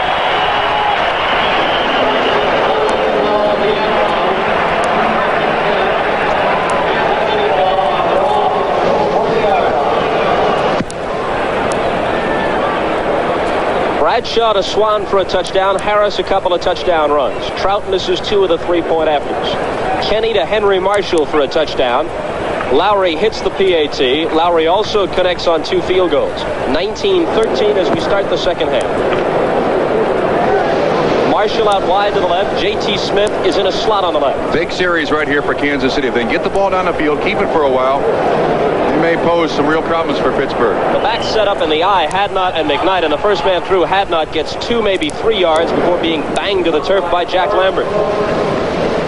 In case you joined us late, worth repeating, Bill Kenney is injured. He has a bad elbow, a bad ankle, and a very, very severely bruised chest, which affects his passing. And his backup is a young man named Bob Galliano of Utah State, 12th round draft choice, 1981. They must keep Kenney healthy, but their number 1 priority is to win the football game, and that means throwing it. Shifting out of the slot and now in motion is the tight end Al Dixon. Flags fly. Kenny is belted as he unloads, and let's see how they unsort this. Joe Green. I think Dixon turned up the field early. It's always a tendency on the offense's part. Illegal motion. Here's Joe Green on Tom Condon. Well, it looked like it might have been a screen Condon was releasing, but the Steelers last year with 18 sacks, down from 49 the year before, so far have 1 sack today. Third down. That sack by Jack Lambert. That's Jim Tunney, the referee. Once again, the rest of his crew. Pat Harder is the umpire. Sid Seaman, the head linesman. Dick McKenzie, the line judge. Pat Knight, the back judge. Gil Mace, the side judge. Johnny Greer is the field judge. Marv Levy and his assistants on the KC sideline. Number 83 back there with a headband is one of their top draft choices. Tight end Marvin Harvey. Whoops. Some movement along the line, no flags. They need 9 yards. They've got that and then some. A leaping catch is made by J.T. Smith. Anthony Washington, the rookie, was there on the coverage. Washington replacing Ron Johnson out with a bad ankle, and he's out for the day. That was Joe or L.C. Greenwood that jumped offside. Of course, they'll decline the play, the penalty. Take the reception, first down. Kansas City. Anthony Washington, number 2 draft choice out of Fresno State, and their number 1 choice, Keith Gary, went north of the border to Canada. And there is Washington arriving late on the coverage. Washington says he has learned a lot so far in his rookie season, and the first thing he has learned about the Pittsburgh Steelers, do not mention last year. I would imagine that young man might be tested severely. Right now they have Dwayne Woodruff at that corner, Washington out of the ballgame. The ball is at the 43-yard line of Kansas City. The handoff is to Ted McKnight. He breaks a tackle at the line of scrimmage, and he turns it into a 4-yard gain. Lauren Taves eventually stops him. Ran right out of the grasp of 75, Joe Green. Things have changed a lot in Kansas City now that we're up to the 4th season of the Marv Levy regime, and he just signed a new 3-year contract, so he'll be around a while longer. But remember when he first started out, Bob, it took a lot of guts to go with a wing T. He took a lot of heat about that. And he very seldom threw the football. Tried to bring Mr. Steve Fuller along very, very slowly. I agree with you. You have to admire his guts. Quick play fake and a toss incomplete. Intended for McKnight out of the backfield. Something the Chiefs have never established, though, is any kind of breakaway threat in the last couple of years out of that backfield. They had hoped that McKnight would be the guy. 2 years ago, 1979, he provided that for them a little bit, but not last year or so far today. And talking to the people in Kansas City, they're delighted with the progress of one Joe Delaney. He seems to be a breakaway threat. Now on 3rd down 6, Robin Cole goes out, and Anthony Washington is in the ballgame. three wide receivers is Carlos Carson. Blitz. For the Chiefs. On the blitz, he gets it away. The He's catch gone. is made. Look out. This is going to be 6. Taking off Carlos Carson, touchdown. Kenny is down. Quarterback Bill Kenny is down. Quickly is popping up. He was writhing in pain after being hit. Carlos Carson on a 53-yard touchdown catch. The Pittsburgh Steelers had an all-out blitz that time, including Mel Blount. Mel Blount's the guy who got the hit on Bill Kenny. You'll watch. They have 5 defensive backs. Watch from the top of the screen, 47, right at the end of the play. There he is, Mel Blount. And, of course, that's the side that Carson comes from. Henry Marshall, a good job, a good block on J.T. Thomas. And Carson shows his speed, outrunning Mr. Washington. Whoa, my goodness. So now the game is tied, and Kenny has his second touchdown pass of the day. Nick Lowry with an opportunity to put the Chiefs in front. Kenny, as you can see, being helped to his feet. He took a shot just as he delivered, but he walked off under his own power. Grubb spots it. Lowry boots it. It's there. The Chiefs lead it by a score of 20-19 in a game which under ordinary circumstances would be 21-20 Steelers. We'll be right back. The Pittsburgh Steelers have won 9 of 12 season openers in the Chuck Noll regime, and here at Three Rivers, they are 9-2 in home openers. But they trail here by a score of 20-19. Kenny appears to be all right. You know, it's interesting that the 2 touchdowns scored by Kansas City have both been on broken coverages by the Pittsburgh Steelers defensive backs. Worth repeating, last year ranked 22nd. 53-yard pass to Carson. The Steelers, for what it's worth, were 2-2 in preseason. They beat Cleveland and the Giants. They lost to Philadelphia and Dallas. The Chiefs were 1-3. They beat Chicago. They lost to Washington, St. Louis, and Miami. Speaking of Miami, they are the opponent coming up on Thursday night. That's a quick turnaround for the Steelers. And the kickoff is grabbed by Larry Anderson. Anderson reverses his field, finds some daylight. Fumble. He fumbles the football, and let's see who's Kansas got City it. has it. Oh, yeah, they've got the ball. Stripped right out of his arms. Oh, my goodness.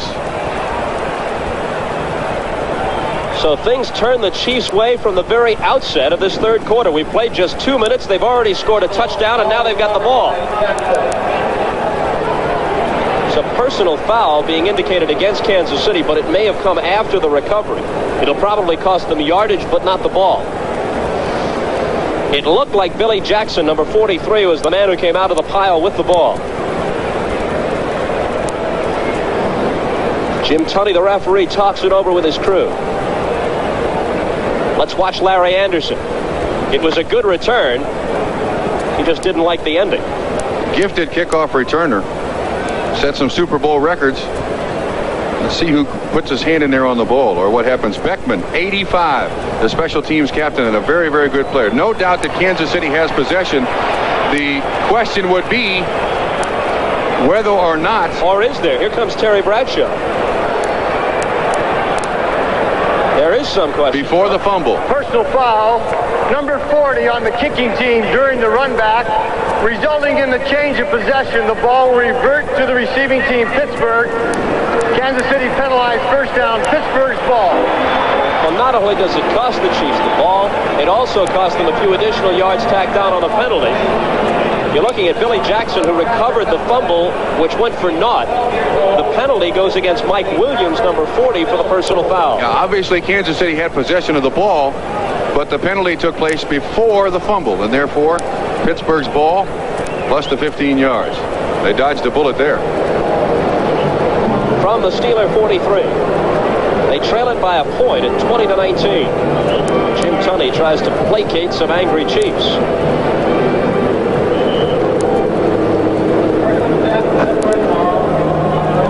Chiefs, by the way, went 80 yards in 6 plays. Took just a minute 40 to do it as they grab the lead 20-19. With 6 seconds to go.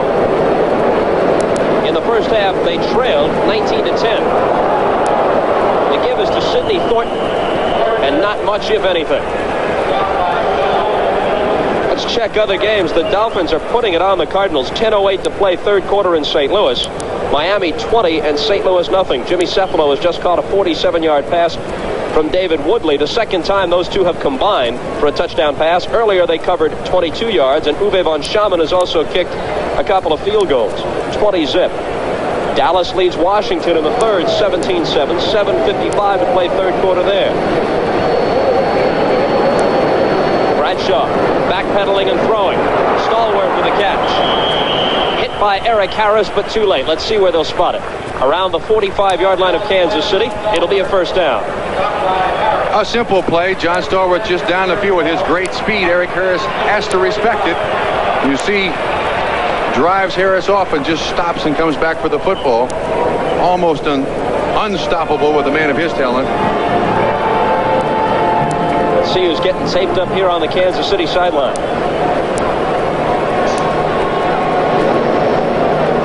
Bill Kancik. Reserve linebacker Kancik. Play fake, deep pump, Bradshaw unloads. Stallworth again, near the 20-yard line before he's driven back. Another first down. Once again, the depth of the patterns. Gary Barbaro on the tackle. Bradshaw with the pump fake, the swan on the right side. And Stallworth is a good 19 to 20 yards down the field. Now, what that does to the Kansas City defense is distorts the distance between defensive backs and linebackers. You see the linebackers up front. Look how open he is.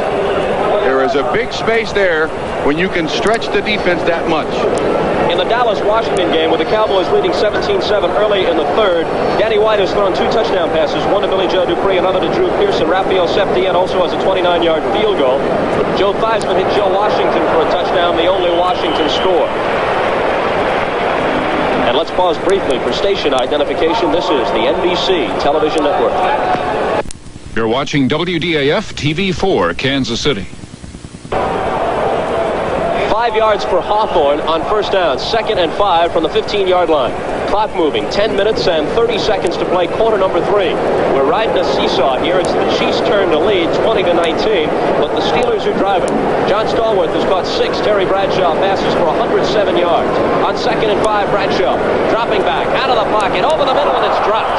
Hawthorne had it in his hands as Bradshaw drilled it in between the coverage. Bradshaw now 12 of 20, 167 yards. And that one should have been caught. Hit him right in the stomach. Well, if they don't get 5 on this play, we might see Dave Trout try his first field goal. Ta-da! Always excitement. Another adventure. Dick Vermeil is 10-0 against the New York Giants as the Eagle coach, and it looks like he's on his way to 11-0, 17-3. Jaworski to Rodney Parker for 55 yards early in the third quarter. They had led 10-3 at halftime. 3rd and 5 for Pittsburgh.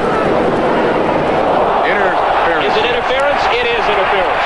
Cunningham was the target. Gary Barbaro, the free safety, drilled him. It'll be 1st and goal, Pittsburgh. I don't know what else you can do with a guy who is 6'5" and weighs 260 pounds. You'll see the contact. You know, he hardly looks 260, Trump. He is the best proportion 260 you'd ever want to see. That's the kind you want to see if you're a football coach. You don't want to see a sloppy 260. I'd like to stand him alongside Noah Jackson of the Bears. Here we got Cunningham listed at 260. They list Noah Jackson at 265, and I'll be darned if there's only 5 pounds difference between those two guys. There's probably 5 inches waistline difference, too. They spotted at the 6 from where it is 1st and goal. 10:15 to play third quarter. Chiefs up by a point. Swan and Stallworth both on the left side. Hawthorne goes in motion right. The handoff to Franco. He scored twice already. He'll go nowhere on this carry. Gary Spaney hit him.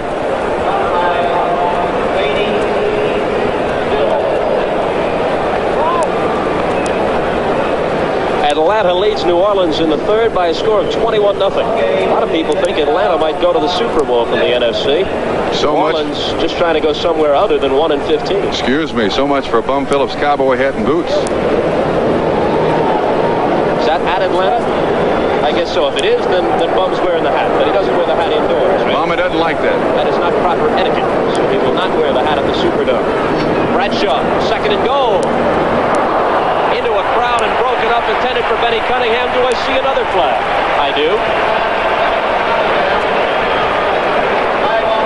Could be 1st and goal at the 1. That's twice that's happened, and it is 1st and goal at the 1. Pass interference, number 52, defense. Thomas Howard. Once again covering Benny Cunningham.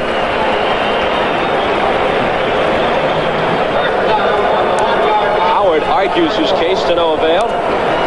Cunningham is now joined by Randy Grossman in a 2 tight end alignment for the Steelers. First and goal at the 1. I believe he can talk strategy, but prayer is probably his best chance now. 4 cracks to get a yard. They ask Hawthorne to get it. He carries people in with him. Touchdown.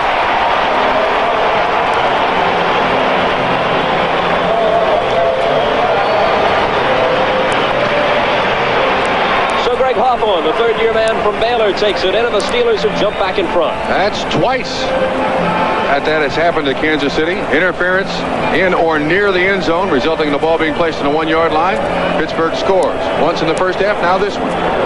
Now Trout tries to hit the 500 mark on his point after tries. He has missed 2 of his first 3. That's Craig Pogue with the punter who will hold it. Snap is there. Look out. He hit it. Wasn't perfect. He slipped it in the right side. They only count how many, Bob, not how. With a foot or so to spare, Trout connects. It is 26-20 Steelers, 9:27 left, third quarter.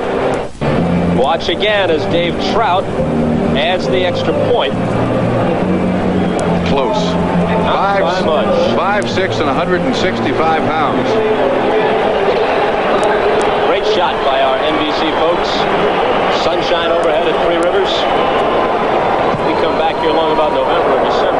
Remember this day fondly. This is an uncustomarily short kick by Trout, fielded by Mike Williams. But the result is just fine for Pittsburgh. He's brought down shy of the 15, but a flag flies in the process.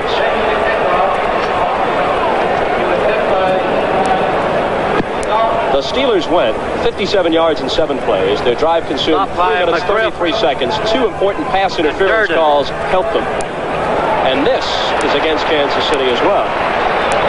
That's going to make it 1st and 93.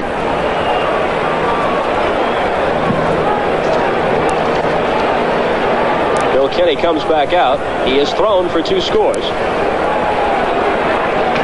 26-20, the Steelers by 6. 9:17 to play in the third quarter. Must be careful here. This is where Pittsburgh has made its living, on that minus side of the field. This is where they blitz. This is where they run the double roll-up zone. This is where they make it very, very tough on you as an offensive team to do business. Look at the penalties. Steelers just 1 itty-bitty infraction for 5. Chiefs have been murdered by flags. Dixon, the tight end, in motion. McKnight slips away. Could have been worse. Got a couple of yards. Injury, I believe, to Tom Condon. Number 65.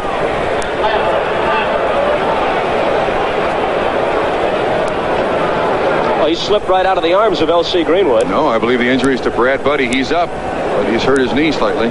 Good run by McKnight. This is where Pittsburgh is tough. Buddy's walking it off and waving the trainer away, but now they're making him come to the sideline.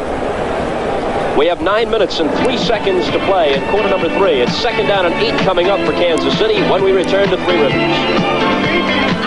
Brad Buddy didn't want to come out, but obviously he requires attention along the sidelines. Number 1 draft choice 2 years ago. Taping his ankle, not a knee injury. New England closes the gap on the Colts, 16-14. They're in the third. Actually, the Patriots had gone in front 14-13 when Steve Grogan hit Carlos Pennywell from 22 yards out, but Mike Wood has just drilled a 35-yard field goal in the third quarter, and Baltimore has gone in front again, 16-14. The Chiefs drew him off sides. It'll cost them 5. Charlie Getty. Number 77, half the distance to the goal line. Still 2nd down. Charlie Getty is the guilty party. Mark Mosley has hit a 42-yard field goal with 5:57 to play in the third quarter. And Washington is to within a touchdown of the Cowboys, 17-10. 2nd down, 13, ball at the 4. 3 wide receivers, 2 of them on the right side. The pitch is to Hadnot, trying to sweep left. Hadnot turns the corner and is banged out of bounds by J.T. Thomas.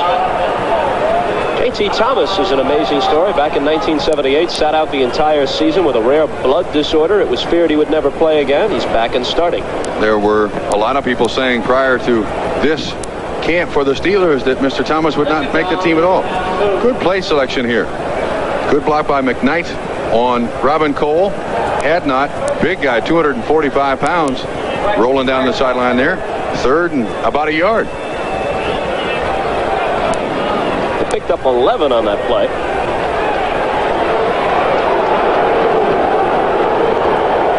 Third and a long one.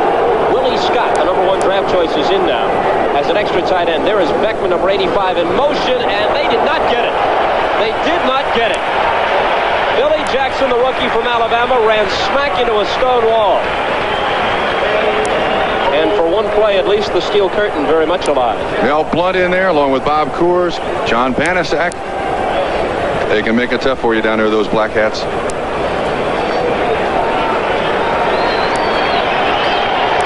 That hurts. That hurts Kansas City. If they could have kept the ball a little longer, had a little better field position, they need a good punt out of Bob Grupp here.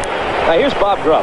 Made the Pro Bowl as a rookie in 1979. Good stats again last year. After being cut early in his career by the Jets, the Redskins, and the Bengals, he went out to the West Coast to see Ray Pelfrey, the so-called punt doctor. We've got the fight doctor at NBC, Ferdy Pacheco. Well, Ray Pelfrey is the punt doctor. And he operated on Grupp's technique, turned him into a Pro Bowler.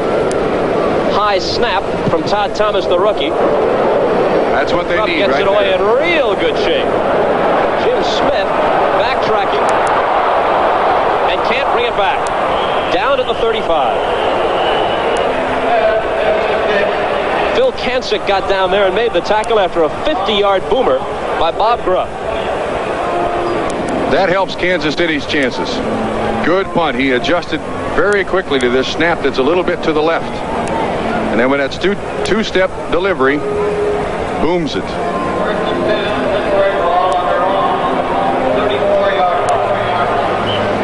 I don't think I'd want that job. Catching punts. Look at him carrying the ball like a loaf of bread. Got to tuck it in. Smith, of course, a very valuable property as a wide receiver as well. And that is true of both these clubs. Two guys named Smith. J.T. Smith, starting wide receiver, great punt return man.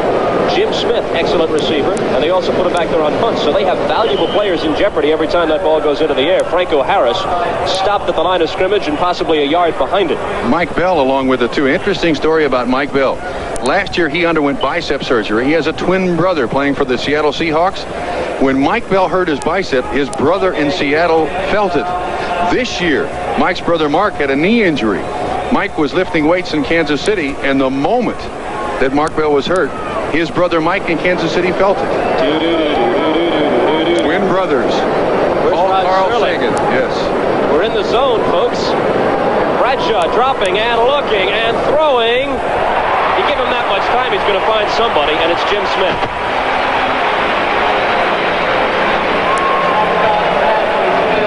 17-yard pickup. Excellent protection by Pittsburgh. That offensive line, 4 years. Webster, Corson, Brown, Wolfley, Kolb. Look at Kolb on Bell. Kolb, one of the real strong men in the NFL. Bench presses 550 pounds. Good catch by Cunningham. Oh, excuse me. Good catch by Smith. Smith's numbers a year ago, impressive indeed. As a replacement. 9 touchdown catches, second to John Jefferson for San Diego in the AFC. Jefferson still holding out with the Chargers. Bradshaw again. This time there's pressure. He gets rid of it and it's picked off. He threw it smack into the arms of Eric Harris, and Harris down the sideline and deep into Pittsburgh territory at the 35-yard line. I don't think Terry Bradshaw saw Eric Harris at all. There was a zone defense. Watch out, still 67. No pressure on Bradshaw, but they're still in there. Boy, this is a bad choice by Terry Bradshaw. He threw it right to Eric Harris. Eric Harris, who a year ago had 7 interceptions, including 6 in consecutive games, one each 6 straight weeks, made his move, hung back late, stepped in front of Stallworth, picked it off, tacked on a good return. I think Mike Bell's pressure on John Kolb had his hands up in his face. I don't think Bradshaw ever saw Harris. Now from the 35-yard line with 6:29 on the clock. Hadnot tries to sweep and gets maybe 5 yards before being driven out by J.T. Thomas at the 30-yard line. That story you told about Mike and Mark Bell really is something out of the Twilight Zone. One guy gets hurt and the other guy feels it. Yeah, 2,500 miles away. Speaking of Seattle, the Seahawks lead your old club, the Bengals, 21-13. 11:32 to play third quarter. Seattle 21, Cincinnati 13. Willie Scott, the Chiefs' #1 pick, wearing number 81, is in tight on the right side. Second down 5. Kenny with a play fake. Lots of time. Steps up into the pocket. Oh! Dropped right in the hands of J.T. Smith, I believe. Yeah, that's J.T. I think he's got a cramp. This should have been a pass completion. Well thrown by Kenny. Good protection. You'll see J.T. Smith come across the middle, underneath the defensive backs. Oh, my goodness. That certainly would have helped. All right, now trailing 26-20.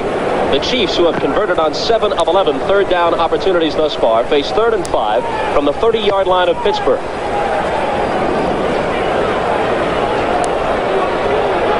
Robin Cole out, Anthony Washington in as a nickelback. Dwayne Woodruff is already playing on almost every down because Ron Johnson hurt his ankle early in the game and won't return. 3 wide receivers for Kansas City. Kenny looking, pumping, scrambling. Needs 5 yards, fumbles as he's hit. Ball's just lying there. Who's got it? They may whistle this down and give it to the Chiefs, and if so, Kenny got the first down. They're going to count him down back where he was initially touched by the defensive lineman of the Pittsburgh Steelers and counted as a sack. Well, that is the quickest of all quick whistles. Interesting whistle. Interesting whistle. Control of the quarterback. 4th down. I will tell you this, though. There are times prior to a football game, as a head coach, you go to the officials and say, we got a hurt quarterback. Give us a quick whistle, will you? We want to keep him protected. Look at the push up the middle. At that point right there, they call him a sack. So now, we're talking about a 55-yard field goal attempt. Lowry has this kind of range. Thomas will snap it. Rupp will spot it. Lowry meets it. Wide to the right. And I don't think it was quite long enough anyway. So the ball will belong to Pittsburgh at their 36-yard line. 5 minutes and 42 seconds to play third quarter. Still the Steelers by 6. Late in the third quarter at St. Louis, O.J. Anderson, a 1-yard touchdown run for the Cardinals. They're on the board. They trail Miami by a score of 20-7. Woodley has hit Cephalon for a couple of scoring tosses for Miami. Bradshaw, first down handoff to Franco Harris, who's brought down at the line of scrimmage. Excellent pursuit by Charles Jackson from that outside linebacker spot. Kansas City defense has played a fine game today. But then that's the strength of this football team, their defense. We mentioned Miami leading the Cardinals 20-7. On Thursday night, the Steelers have to go down to Miami and play Don Shula's Dolphins. That is a tough turnaround against anybody, let alone that difficult an opponent. And of course, the Pittsburgh Steelers have some players with some age on them, and you can't physically be ready to play on 4 days rest. It's impossible. No gain, last play, 2nd and 10. Clock moving exactly 5 minutes. Mix up on the handoff, ball loose. Kansas City. Chiefs think they have it. Look at Chuck Noll. And they do. Ken Kramer, number 91, with the recovery. Greg Hawthorne and Franco Harris in there. They ran the old crossbuck. Bradshaw put it in between them. And a guy in a red shirt, Ken Kramer, came up with a football. He's upset. These are not pleasantries which Chuck Noll is exchanging with Greg Hawthorne. And I must admit, I spent a lot of time on that turf out there here at Three River Stadium. And we're going to Pittsburgh with this telecast. This is nowhere close to the fearsome football team that the Pittsburgh Steelers were 2 years ago. Nowhere close. Mental mistakes more than physical mistakes are killing them today. Bill Kenny for the injured Steve Fuller, 12 of 22, 218 yards, 2 touchdowns so far. Handoff to Hadnot, inside carry. Hadnot busts to the 28-yard line in the grasp of Jack Lambert. Kansas City cannot blow this opportunity. They missed the last one on the interception. They have now got to get the ball in the end zone. Not for 3 points, for 7 points. See the hand signals on the sideline. Looks like a squeeze bunt coming here, Bob. I'm not sure. 4.5 minutes to play third quarter. Steelers 26, Chiefs 20. 2nd and 7 from the 28-yard line of Pittsburgh. Willie Scott, the tight end, splits wide to the left. Smith wide right, Marshall in the slot right. They pitch it to Hadnot. Hadnot takes it off left tackle, squirms for extra yardage. L.C. Greenwood eventually with the tackle. They'll be left with 3rd and short. Atlanta continues to put it on the New Orleans Saints. It's 27-0 now at Atlanta. Bartkowski to Alfred Jenkins, 25-yard touchdown pass. They missed the point after. That's a rude awakening for George Rogers, Heisman Trophy winner last year out of South Carolina. And for Bum Phillips as the head coach of the New Orleans Saints. South Carolina's line might be better than the Saints line. Oh. Are we on in New Orleans? 3rd and 2 from the 23-yard line. And he's going to throw for it. Pumping. Incomplete. Woodruff there on the coverage. And all over J.T. Smith. What'd you think of that call, Trump? 3rd and 2. I don't know. They've been running the ball when I think they should be passing it. They picked on the young man out of Louisville, Woodruff there. And I might also add it in this situation, 4th down and 3 yards to go. Can Grupp throw the football?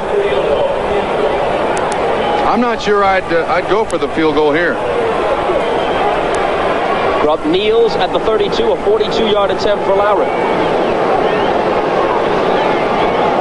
Was hit on 2 of 3 tries thus far. High snap, but he gets it down, and Lowry gets it off and hits it.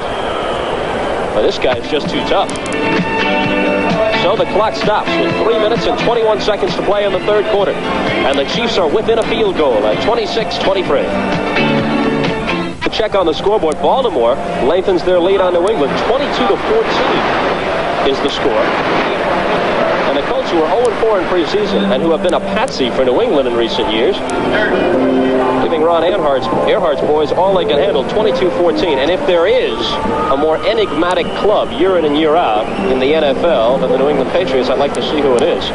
Onside kick, a little chippy. They tried to bounce it in between, but it's scooped up by Pittsburgh. Johnny Dearden picked it up.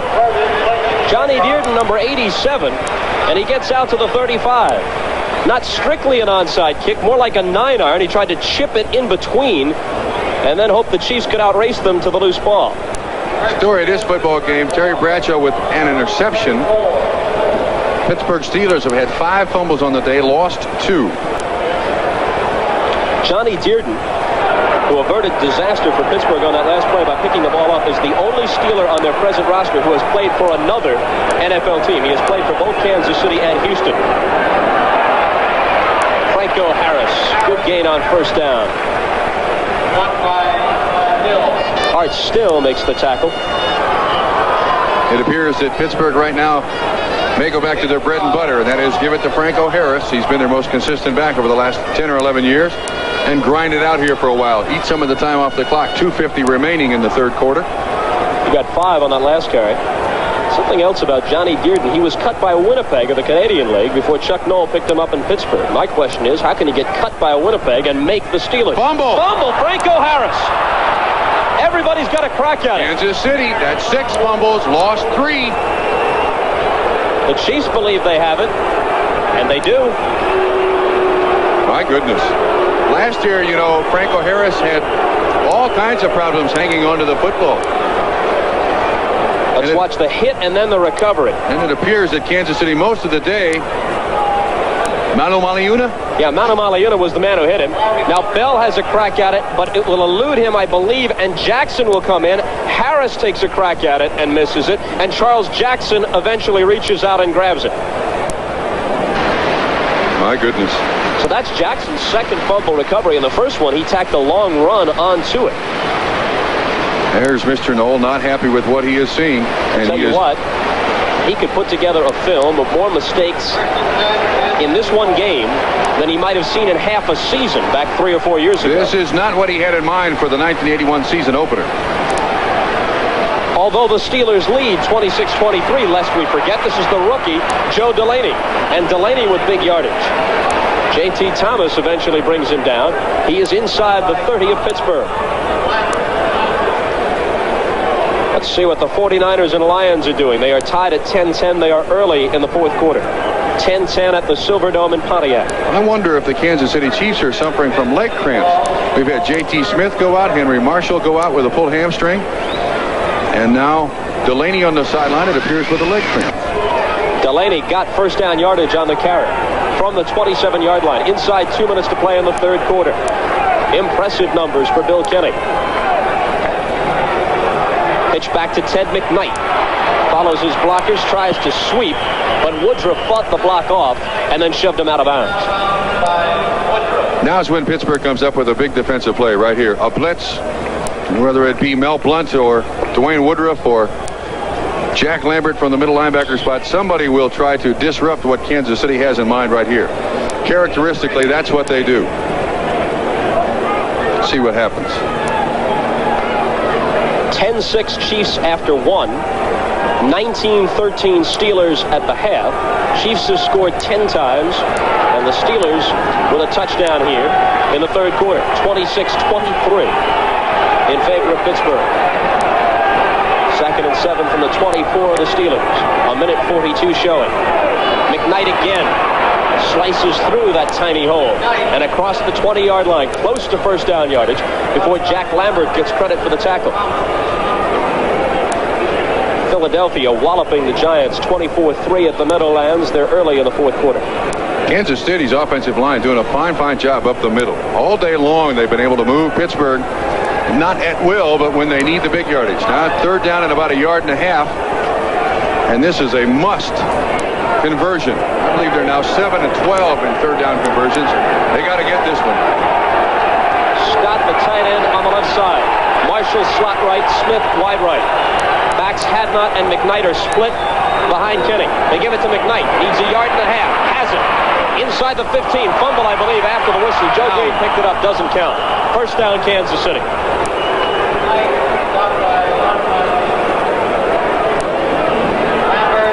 They seem to be picking on that left side behind Herkenhoff and Buddy or Simmons now in there. You see Jack Rudney with a good block on Banaszak, 76. And also a good kick out Hadnot on Mel Blount. McKnight able to turn the corner and get the first down. At the 14-yard line, with time running out of the third quarter, inside 20 seconds. 26-23. Scott in motion on the play as the handoff goes to McKnight, and McKnight sheds tacklers and battles down near the 8-yard line. Pickup of 6 on first down. Well, they're doing a good job on those two guys up the middle. That time it was a trap on 76 Banaszak, and they let Joe Green come across. There's nobody there to stop them. And that's the end of the third quarter with the score. Pittsburgh 26, Kansas City 23. We'll be right back after these messages from the local station. Touch with you on Action 4 News. Jack Rudney with a man on his nose. Watch the job they do. Green is handled by Tom Condon. The trap on Banaszak and L.C. Greenwood. Getty handles Jack Lambert on a great job. McKnight up through the middle, 6 yards and a first down. And anytime you've got a defensive back making the tackle in a short yardage situation, you're in trouble. And we start the fourth quarter. Marshall goes to the right. Smith on the other side. 2nd and 3. Ball at the 7-yard line. Chiefs trail by 3. Kenny with the handoff to McKnight, and McKnight has a first down. It'll be 1st and goal for Kansas City. I wouldn't be a bit surprised to see Kansas City come back with the same trap play on this particular down. Right now. Marv Levy discusses his options. Meanwhile, Raphael Septien connects from 42, and at the end of 3, Dallas leads the Redskins at Washington 20-10. At Chicago, Green Bay in the second quarter leads the Bears 13-0. Those teams played 2 weird games last year. You recall the overtime game where a Chester Marco field goal was blocked and wound up in Chester's arms. He ran it in for a game-winning score. And then the next time they met, Chicago won 61-7. This time Green Bay leads at 13-zip in the second. 1st and goal, Kansas City, as they look to regain the lead. Out of the tight formation, McKnight, touchdown! Power sweep. Student body left. Great job. Finally, those 4 tight ends that Kansas City has on their roster came in handy. Excellent job by the Kansas City offensive line. Watch once again. Oh, Coors got folded. See Robin Cole, Hadnot with a great block on Woodruff, and McKnight sneaks in. Big touchdown for Kansas City, obviously. Now Lowry to try and add the 30th point. And obviously this is big too, because it would put it out of reach for a tying field goal. This could make it 30-26. Nick Lowry has never missed a point after touchdown as a member of the Kansas City Chiefs. We have 14 minutes and 7 seconds to play in this ball game at Three River Stadium in Pittsburgh. The Chiefs lead it 30-26. This is an interesting one. Exciting and interesting both. Three River Stadium is very quiet. Anderson awaits the kick by Lowry, which settles into his arms at the 2. To the 20, and not much more than that. Bob, all the running backs, everybody who handles the ball now for Pittsburgh, because of the 5 fumbles, or 6 fumbles and 3 lost, everybody's handling the football like it's an egg.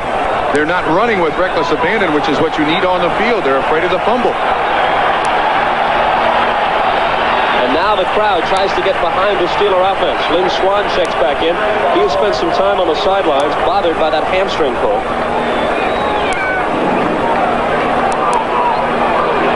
Stallworth wide left. Swann is wide right.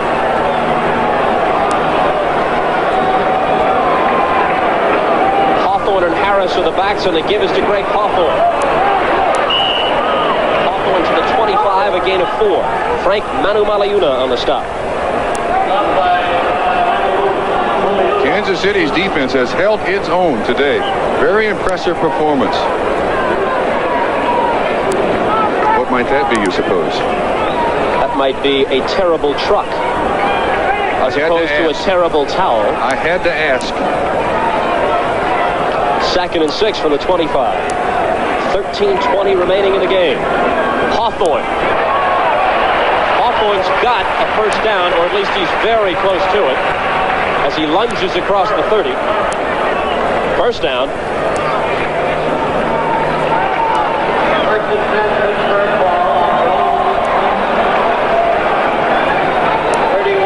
Now that's a play they have not used very much at all in this ball game. No, they have not. They have not featured Greg Hawthorne running the ball. It's been primarily Franco Harris, but they've got to go back to establish something in this 4th quarter.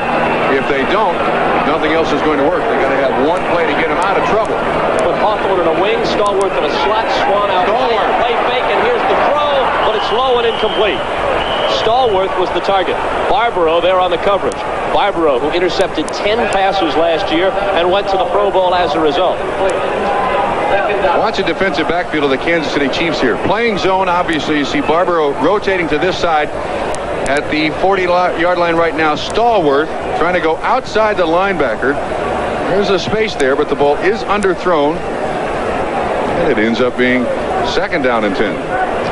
Seattle led Cincinnati 21-0 at one point. Now, after an Archie Griffin touchdown run in the 3rd quarter, late in the 3rd, it's 21-20. Seattle in front by just a point. 2nd and 10 from the 32. 5 defensive backs now for Kansas City. Audible at the line. Swanee. There it is, just like you called it. Amazing. Such a gifted athlete. You have to respect his speed and the fact that Terry Bradshaw will throw it deep. Swann is hurt. He's getting up and evidently just shaken up. As we mentioned, he's been hobbling around with the bad hamstring. He was pulled down backwards by Gary Green. Now he's holding his left ankle, and it's his right hamstring which had been bothering him. Let's watch his pattern again. Look at him push downfield like he's going all the way. Just stops Bradshaw, timing pass. Hits him on the numbers. Now watch the tackle. You see Green roll on his left ankle. I believe that's the injury. Bradshaw airs it out, and the catch is made by Jim Smith. Smith is spun down around the 35 of Kansas City. Now that's not a bad replacement. Swann gets hurt. Smith comes in fresh off the bench and catches a pass. Last year, worth repeating. 2nd leading scorer for the Pittsburgh Steelers with 9 touchdowns. They mark the ball at the 33. Here it is again. Look at the time he has to throw it. Once again, those extraordinarily deep patterns run by the Pittsburgh Steelers receivers. It stretches the zone defense. More room for the receiver to get over. Stallworth left, and Smith right. The backs Hawthorne and Harris split behind Bradshaw. 11:50 to play in the game. Here's the reverse. It's a triple reverse and a pitch off the flea flicker, but Bradshaw's in trouble, and then Harris drops the pass. I'm not sure who the Pittsburgh fans are booing, but obviously Franco Harris is not the intended receiver. Obviously not the backup receiver. Fake reverse. Hands it back to Terry Bradshaw. That's an old Cincinnati play. Nobody open. And Franco Harris was not expecting the football. In truth, even though the play did not come off as they had hoped, it could have been a big gainer if Franco had been aware that the pass was on its way. Everybody going downfield with a pass receiver number on, which includes Franco Harris, should be awaiting the football. This is a doubleheader weekend to open up the NFL season on NBC, and you got to look at some of the games coming up. Most of you are going to see the return of the Snake, Kenny Stabler, against the question mark, Pat Hayden and the Los Angeles Rams. Bradshaw again intercepted and then dropped by Eric Harris. Oh, he had it right in his hands, and he had running room to boot. That ball appeared to be tipped at the line of scrimmage. I think Eric Harris was so surprised. He must like Harris. He's thrown it right to him twice. He caught it once and missed it once. See if this ball is tipped at the line of scrimmage and changes its trajectory.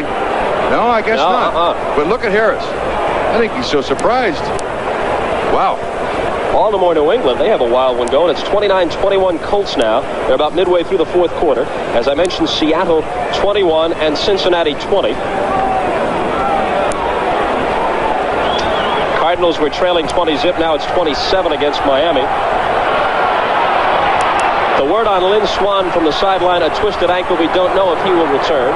11:38 to play. 3rd and 10. Big play from the 33-yard line of Kansas City. Hawthorne out of the backfield to make the catch, and he grabs the tackler with him, and he's got the first down. He had Dombrowski draped over his back, but he dragged him for the yardage he needed. And bad coverage by Dombrowski. He was lined up on him on the line of scrimmage, and all Hawthorne did was go down 2 steps and cut across the middle. You'll see it from right in front of Mike Webster. Hawthorne will come in. Right there, that's bad coverage by Dombrowski in a very key situation. At the Silverdome in Pontiac, early in the fourth quarter, Gary Danielson to Horace King, 17 yards and a touchdown. The 10-all tie is snapped. The Lions lead San Francisco 17-10, and Philadelphia continues to have an easy time with the Giants 24-3. We mentioned that 2010 Dallas lead over Washington a bit earlier. From the 21-yard line of Kansas City, with the Chiefs leading 30-26. Thornton. Fumble! Another fumble. Do the Steelers keep it? Bradshaw thinks they do. The Chiefs have other ideas. People are pointing in different directions. Kansas City ball.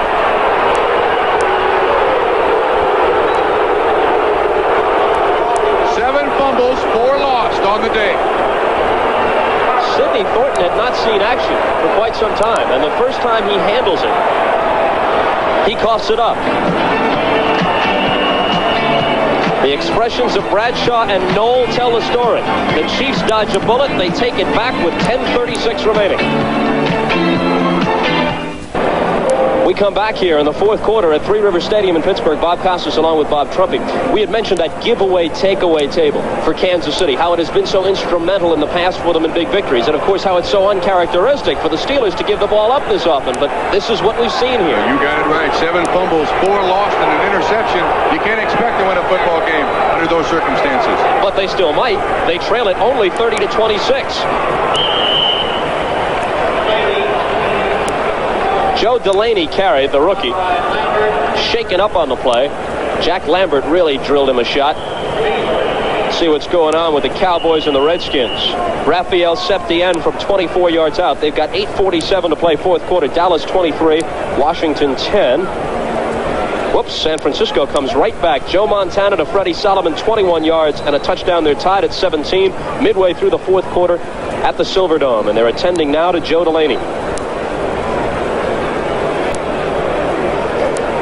I can't tell yet what might have happened to him, but we'll watch the play, see if we can pick up any sort of an injury. Trap up the middle.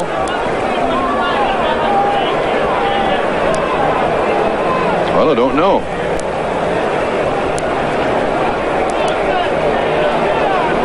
They're asking for a stretcher. It appears to be a very serious injury. And here's a man they do not want to lose, highly prized rookie, and a guy, as we mentioned earlier, that they were counting on to add a dimension to their attack which had been missing, at least the threat of somebody to break one out of the backfield, a guy they can isolate on little screens and passes into the flat in the fashion of Joe Washington, first with the Colts, now with the Redskins, or a Joe Cribbs at Buffalo. Maybe not as good, but possibly in the same mold. As Al Dixon and the Kansas City trainer help Delaney off, we have a chance to remind you that next Saturday on NBC's Baseball Game of the Week, it's the pennant-minded Montreal Expos against the Cubs at beautiful Wrigley Field in Chicago. And some of you are going to see a great American League East battle as the Yankees take on the Red Sox. So check your local listings for the game in your area next Saturday at 2 Eastern Time right here on NBC Sports. There is as much speculation when you talk about the Yankees in every game as to who's going to win, along with who the manager's going to be. George Steinbrenner now giving Gene Michael the silent treatment. Meanwhile, Reggie Jackson on a hitting tear after slumping throughout the season. Reverse. They're going to go with a reverse, and it's Henry Marshall who carries. Kenny is ahead of him to throw a block. Marshall brought down on an excellent tackle. Excellent tackle by L.C. Greenwood. Nothing wrong with that at all. Misdirection holding Kansas City. And they're going to bring it back. Well, it's a good idea. Is it a good idea for Kenny to be out here blocking, considering his condition, the delicate ribs? Only now that the play has passed and he did not get hurt. I wonder if he was the holder. Yes, he was. He grabbed his left arm around Lauren Taves' leg, and that is holding. That's why they don't have quarterbacks blocking. During the run, number 9, 10 yards. That may be the only holding penalty he'll get in his career. This is a no-no. Watch his left arm. Wraps around the leg of Lauren Taves. That's a no-no, and you're right. An excellent play by L.C. Greenwood. The ball is back at the 20. We're at 2nd and 14. We have exactly 10 minutes to play in this ball game. Willie Scott, the rookie tight end, is in motion. Kenny must put it in the air. He has time. He lobs it out to Hadnot. Hadnot is across the 30 and shoved out at the 32. They got 12 on the play, and they're very close to a first down. It's going to be 3rd down and somewhere in the vicinity of a yard or two. Kansas City now 11 penalties, 89 yards. Pittsburgh 1 for 5. There's Joe Delaney. Now, he looks a lot better sitting there than he did a moment ago when he had to be helped off. He was taking some medication, but normally what they take on the sideline right after an injury is an animal extract to relieve some of the swelling that he's going to have if it's a muscle tear or something along those lines. Not aspirin, not painkiller, but an animal extract. Sounds tasty. 3rd and 1. McKnight. Extra effort. They stopped him. He fought all he could, but he couldn't get there.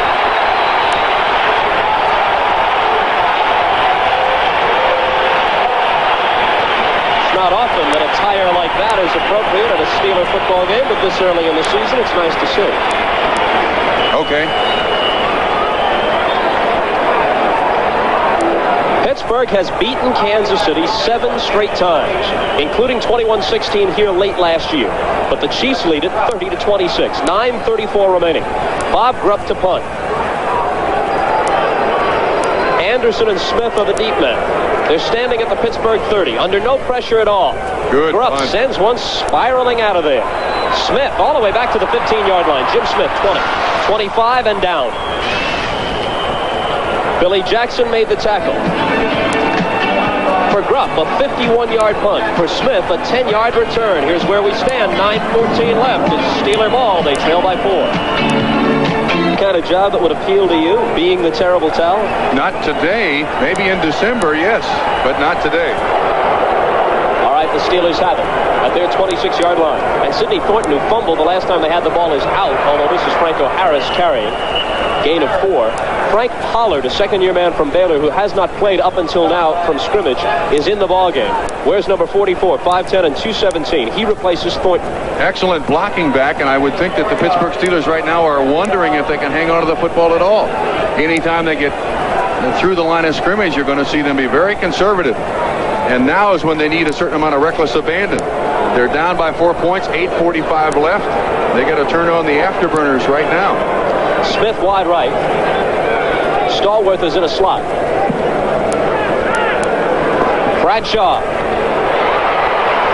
Benny Cunningham at the 40-yard line for the first down. Unstoppable.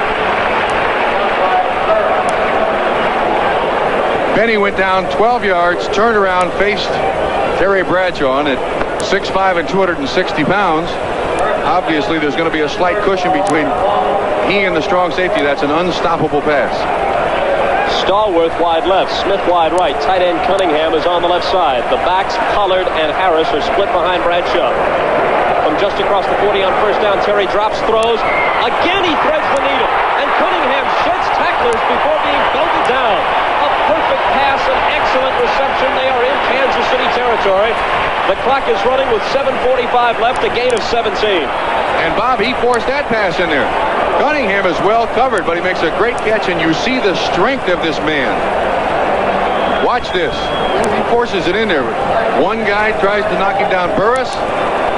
Linebacker Spaney, the Chiefs' leading tackler, over the top of him.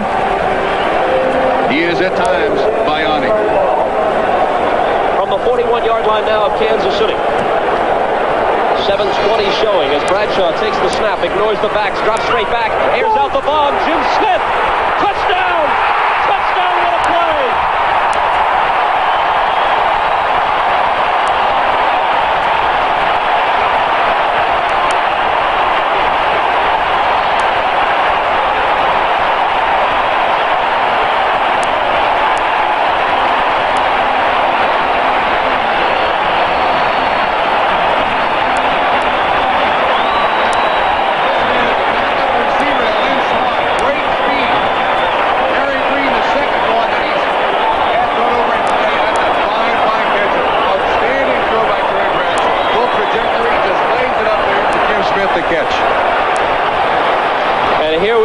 Mr. Trout again with a 33rd point.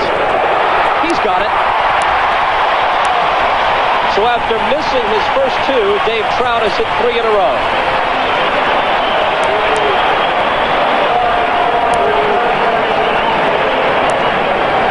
You design them when you play touch football out of the street. You run out as far as you can, I'll throw it as far as you can, you run under it. Terry Bradshaw over 300 yards for the 4th time in his career, 19 of 31 for 303. The picture-perfect pass to Jim Smith. And the point after by young Dave Trout, who had his troubles earlier, but since he's gotten on track. And look at this kickoff. Holy smokes.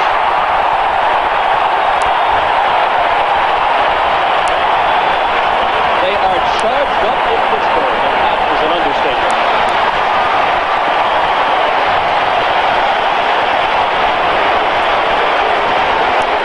Well, he kicked that 75 yards in the air.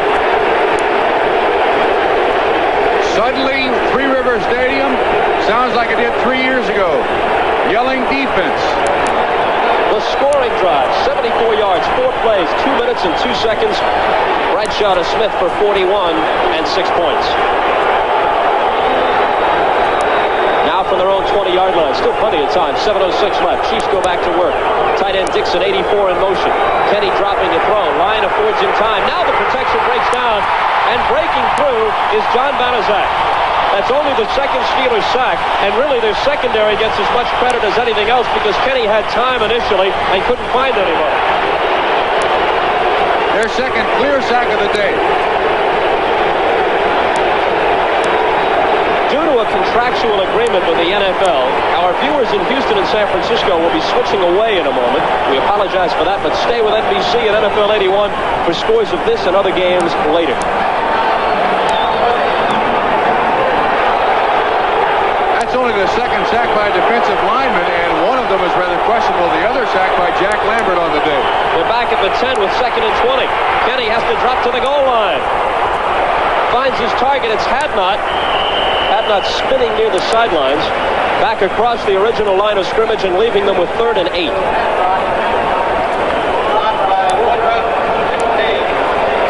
It's a final now in St. Louis. Miami beat the Cardinals 20-7. Miami will be 1-0 when they host Pittsburgh on Thursday night. Dallas lengthens their lead to 26-10 over the Redskins. Septien, another field goal. This one covered 18 yards. Cole out, a fifth defensive back in for Pittsburgh. A dandy going on here. Baltimore and New England. They're at Foxborough. It's 29-28. They're late in the fourth quarter. Big third down play. Marshall went up but couldn't hold it. Henry Marshall gave it a great effort and couldn't catch it.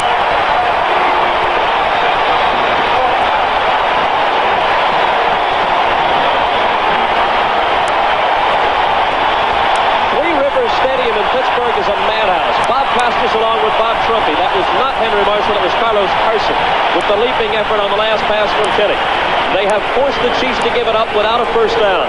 5:41 on the clock, and Bob Grubb is going to have to punt. Smith and Anderson wait at the Pittsburgh 40. Steelers 33, Chiefs 30. Grubb with a wobbler. It's returnable. Smith comes up to grab it. Smith lunges into Kansas City territory just across midfield, and that's where the Steelers will take over. Phil Kansick with the tackle. A punt of only 35 yards, a return of 7. Coming up very shortly, the second half of our season-opening NFL doubleheader on NBC. NFL 81, Houston against the Rams at Los Angeles. Dick Enberg will be out there along with Merlin Olsen. The Jets play Buffalo at Shea, and Oakland, Denver will also be seen by parts of the country. Check your local listings for the game in your area, but most of you are going to see Houston against Los Angeles. The Snake against Hayden. Obviously, here at Three River Stadium, there's still some life, some spirit left in that Pittsburgh defense. When they needed a big play, they came up with a John Banasak with the sack. Final from Atlanta. Falcons embarrassed the Saints 27-0 in Bum Phillips' coaching debut. Bradshaw barks the signals with 5.5 left in this one. It's going to go to the air. Flares one out to Smith, who dodges a tackler and turns it into a 6-yard gain. Let's pause briefly for station identification on the NBC television network. This is WDAF TV4, Kansas City.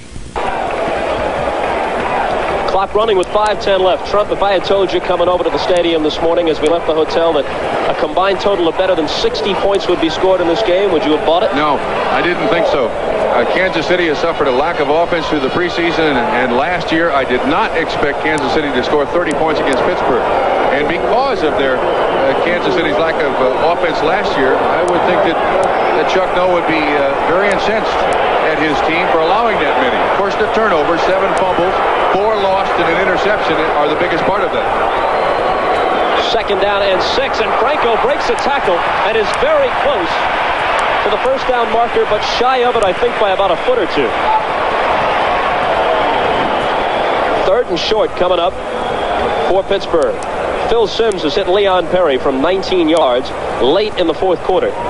But the Giants appear to be out of it against the Eagles. Philadelphia 24 and New York 10. Well, if Kansas City can get the ball back here, they're just 3 points behind. This game is not over by a long shot, although Pittsburgh's defense has come to life. And remember the range of Lowry. If they can get him to within 50 or so, they've got a crack at it. Mel Blount. I don't know if he's losing hair as he ages or if it's still the same as it always was. It's impossible to tell. Tight formation with both Grossman and Cunningham, 2 tight ends on the right side. That's Pollard in motion. They give it to Franco. Ooh, they hit him early, but I think he's got it.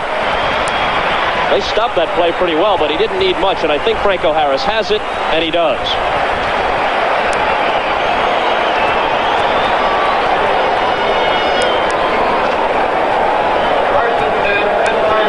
The clock continues to run. 3 minutes and 15 seconds remaining. It has not been a classic Steeler performance, but it may read 1-0 3 minutes and 7 seconds from now. We still have the 2-minute warning and 3 Kansas City timeouts to deal with, however, so the Chiefs are very much alive. Ball at their 39 as Pittsburgh brings it up. And Pittsburgh has given the ball up like it's very slippery today. Anything can happen here. Franco. Bangs out 4 or 5. That's what they want on first down. Chiefs call a timeout. So evidently, Trump, their intention here is to stop them on this series, and by using the 2-minute warning, get possession with nothing less than 2 minutes remaining in this game. But of course, they gave away a fairly big chunk on first down. Yeah. Harris now 17 for 65 yards and 2 touchdowns on the day. One of his better starts in a season.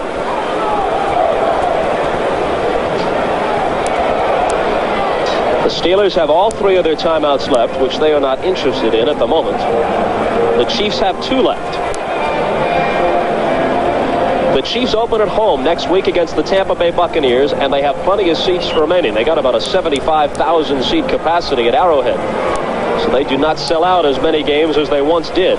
They'll have a big crowd, but there are still seats available for all you Kansas City fans as John McKay's Tampa Bay Bucks come in. Sidney Thornton coming back into the ball game now. Going to have a chance to make up for his fumbles today. Gets a fine reception as he enters the lineup as well. Walter Payton scores from 11 yards out, but they missed the point after touchdown. There have been a lot of missed conversions on this first Sunday in the NFL all over the league. We've seen 2 of them here by Dave Trout of Pittsburgh. It's 13-6 in the third quarter. Green Bay leading Chicago. Okay, second down 5. Franco. Again close to the first down. Depends upon where they spot it. Either it's a first down or he's shy by a yard at most. Bob Thornton came in there to be nothing but a lead blocker for Franco Harris. Chuck Noll has said time and time again that one of the best blocking backs he has ever seen is Sidney Thornton as Kansas City takes a timeout. Third down and 1. It is 3rd and 1. Now the Chiefs have 1 timeout left, so they have to stop them on this play.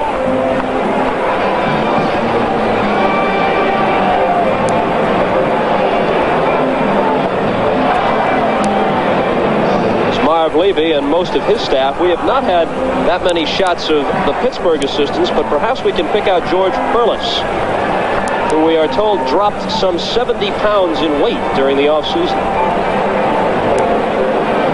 I'd like to be his tailor. You could get rich. I believe that's him right there. Is that the new slim down George Perlis? An assistant head coach. One would hardly recognize him.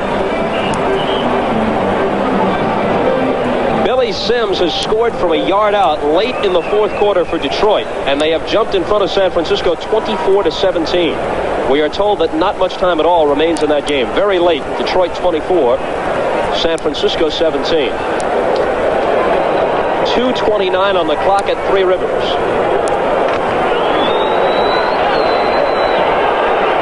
Pittsburgh is 4 of 7 on third down conversions. And here's the biggest one of the day. Thornton shifting in alongside Franco. Grossman in motion. Franco, first down. Now they have 1 timeout and the 2-minute warning left to stop the clock.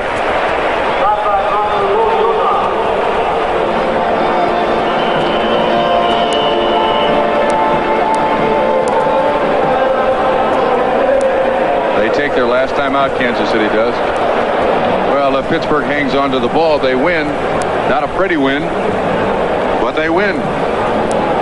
Let's engage in a little bit of second guessing here, and certainly not meant maliciously at all.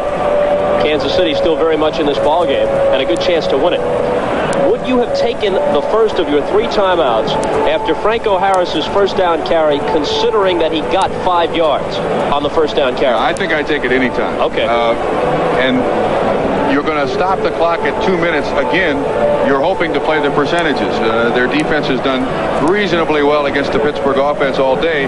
You're hoping that whenever the third down conversion comes up, you can stop them. Then you've got the 2-minute warning on the change of possession, or when you get the football, that's 1 timeout more that you're going to get. Yeah, I'd use it. It was more a question on my part than an opinion, but nonetheless, I think some people out there watching probably wondered the same thing. I would use it. I don't think that they made any mistake in doing that.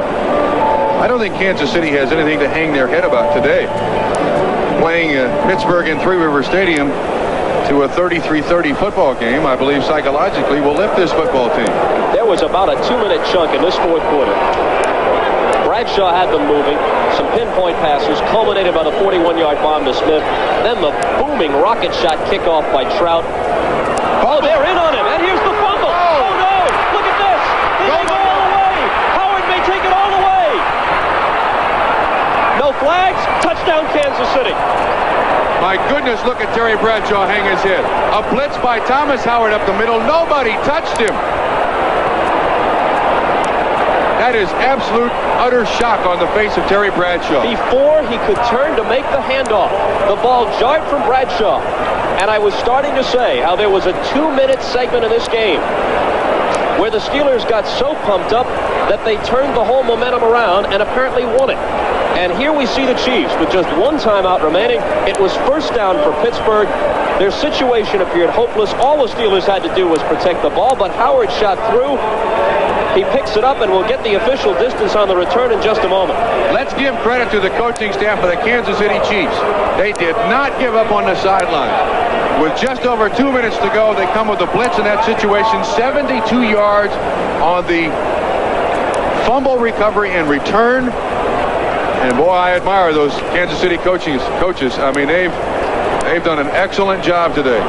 Well, that was happening almost before we had time to turn around. The 50-year man out of Texas Tech, Thomas Howard, 72 yards on the fumble recovery and return. That was the 8th Pittsburgh fumble all told, the 5th one they have lost, and needless to say, the most costly. However, considering the way Bradshaw had been moving this team and considering the fact that a minute 59 remains, they are by no means out of it.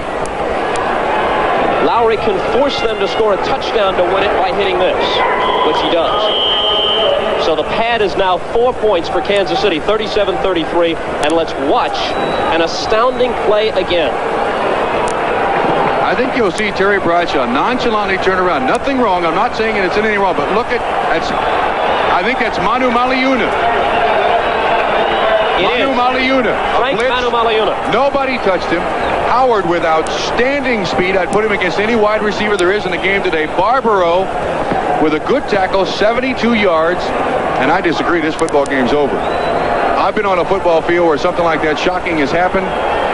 You're gone. Your blood stops running. I mean, as a player for the Pittsburgh Steelers, they might as well go in the locker room. If they come back, I'll be the most surprised person in this stadium. You say it's over. I'm saying it's over. I say they threaten before this game is over.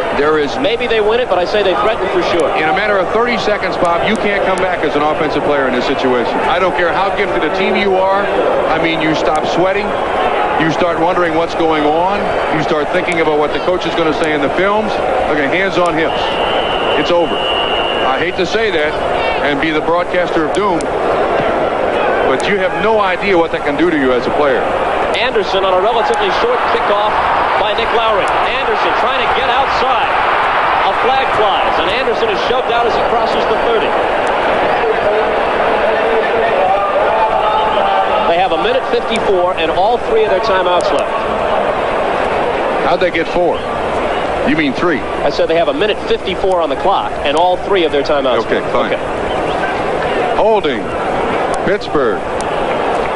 Bob, you have no idea what that does to you as a player when you get so pumped up and you feel like, what am I going to do in the shower room? What am I going to do after the game? And then all of a sudden, that hits you.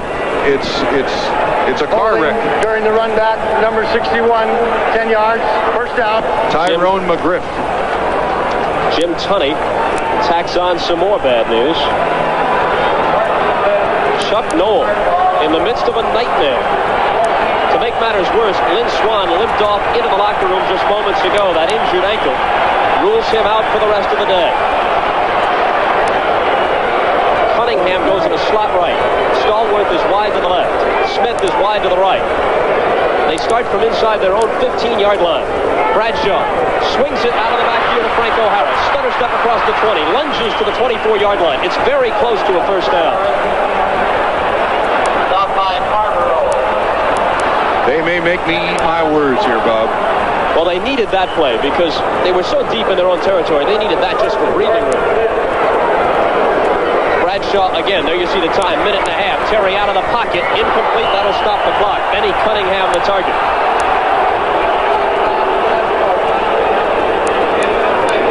Believe me, though, they are fighting it right now. This is the time when you're out there in the huddle, you just question your worth as a football player. Everybody goes through highs and lows in an athletic career, and you can't be any lower than they must feel right now. If they come back, I'll put it this way, if they come back, I don't want to qualify my statement, I still don't think they will. This is a much better prepared team than they've shown today. You got a quick glimpse of the Baltimore New England final. The surprising Colts beat the Patriots 29-28. Ooh, and the papers in Boston will be singeing the Pats come tomorrow morning. What's Russ Francis's phone number? It's in Hawaii somewhere. Very long distance. Bradshaw. Ooh, he misses Franco Harris.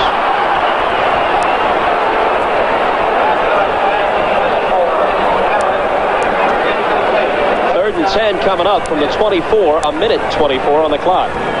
We gave you that final earlier. The Dolphins, as expected, beat the Cardinals 20-7.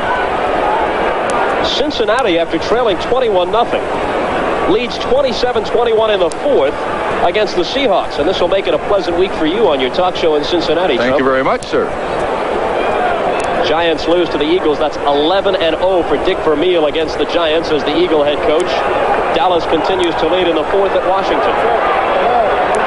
Atlanta blanks New Orleans to spoil Bum Phillips' debut. Here it is on third down. Bradshaw looking and throwing. Intercepted. Picked off by Gary Barbaro. Now Pittsburgh still has 3 timeouts left. Theoretically, they can stop the clock after every play. But I must turn and shake the hand of Bob Trump. You called it right, Trump. You have no Evidently, idea. they could not come back. Bradshaw still standing out in the middle of the field. This ball should not have been thrown, but what choice do they have? That's a 21-yard interception return. I believe the Pittsburgh Steelers have now turned the football over 7 times. And as you can see by the information on your screen, intercepting passes nothing new for Gary Barbaro. A day like this, not too commonplace though for Terry Bradshaw and his mates. Bob, I must also tell you that I believe that this will have a lasting effect on this football team. I don't think you can just forget a football game like this. Ted McKnight rumbles for a first down, and it gives us a chance to tell you that the executive producer of NBC Sports is Don Ohlmeyer. The coordinating producer of NFL football is Ted Nathanson. The telecast of today's game has been produced by Kenneth Edmondson, directed by Dick Klein, technical director Lenny Stucker, associate director John Libretto, associate producer Mike Hadley. And also a big pat on the back for our New York-based NBC camera crew. They worked a baseball game with Dick Enberg and Tim McCarver on Friday night at Veterans Stadium in Philadelphia. Came on down, set up here at Three Rivers, and they have done a wonderful job providing the pictures. And what a way to kick off NFL 81. A wild game, and a game which revealed a lot of interesting things about both teams. 37-33 Chiefs with 52 seconds left.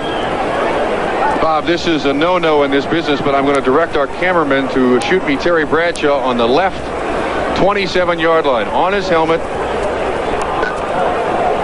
hands over his face. It has got to be one of the lowest points in Terry Bradshaw's career. It's not totally his fault. Other people fumbled the ball, but boy, oh boy, oh boy.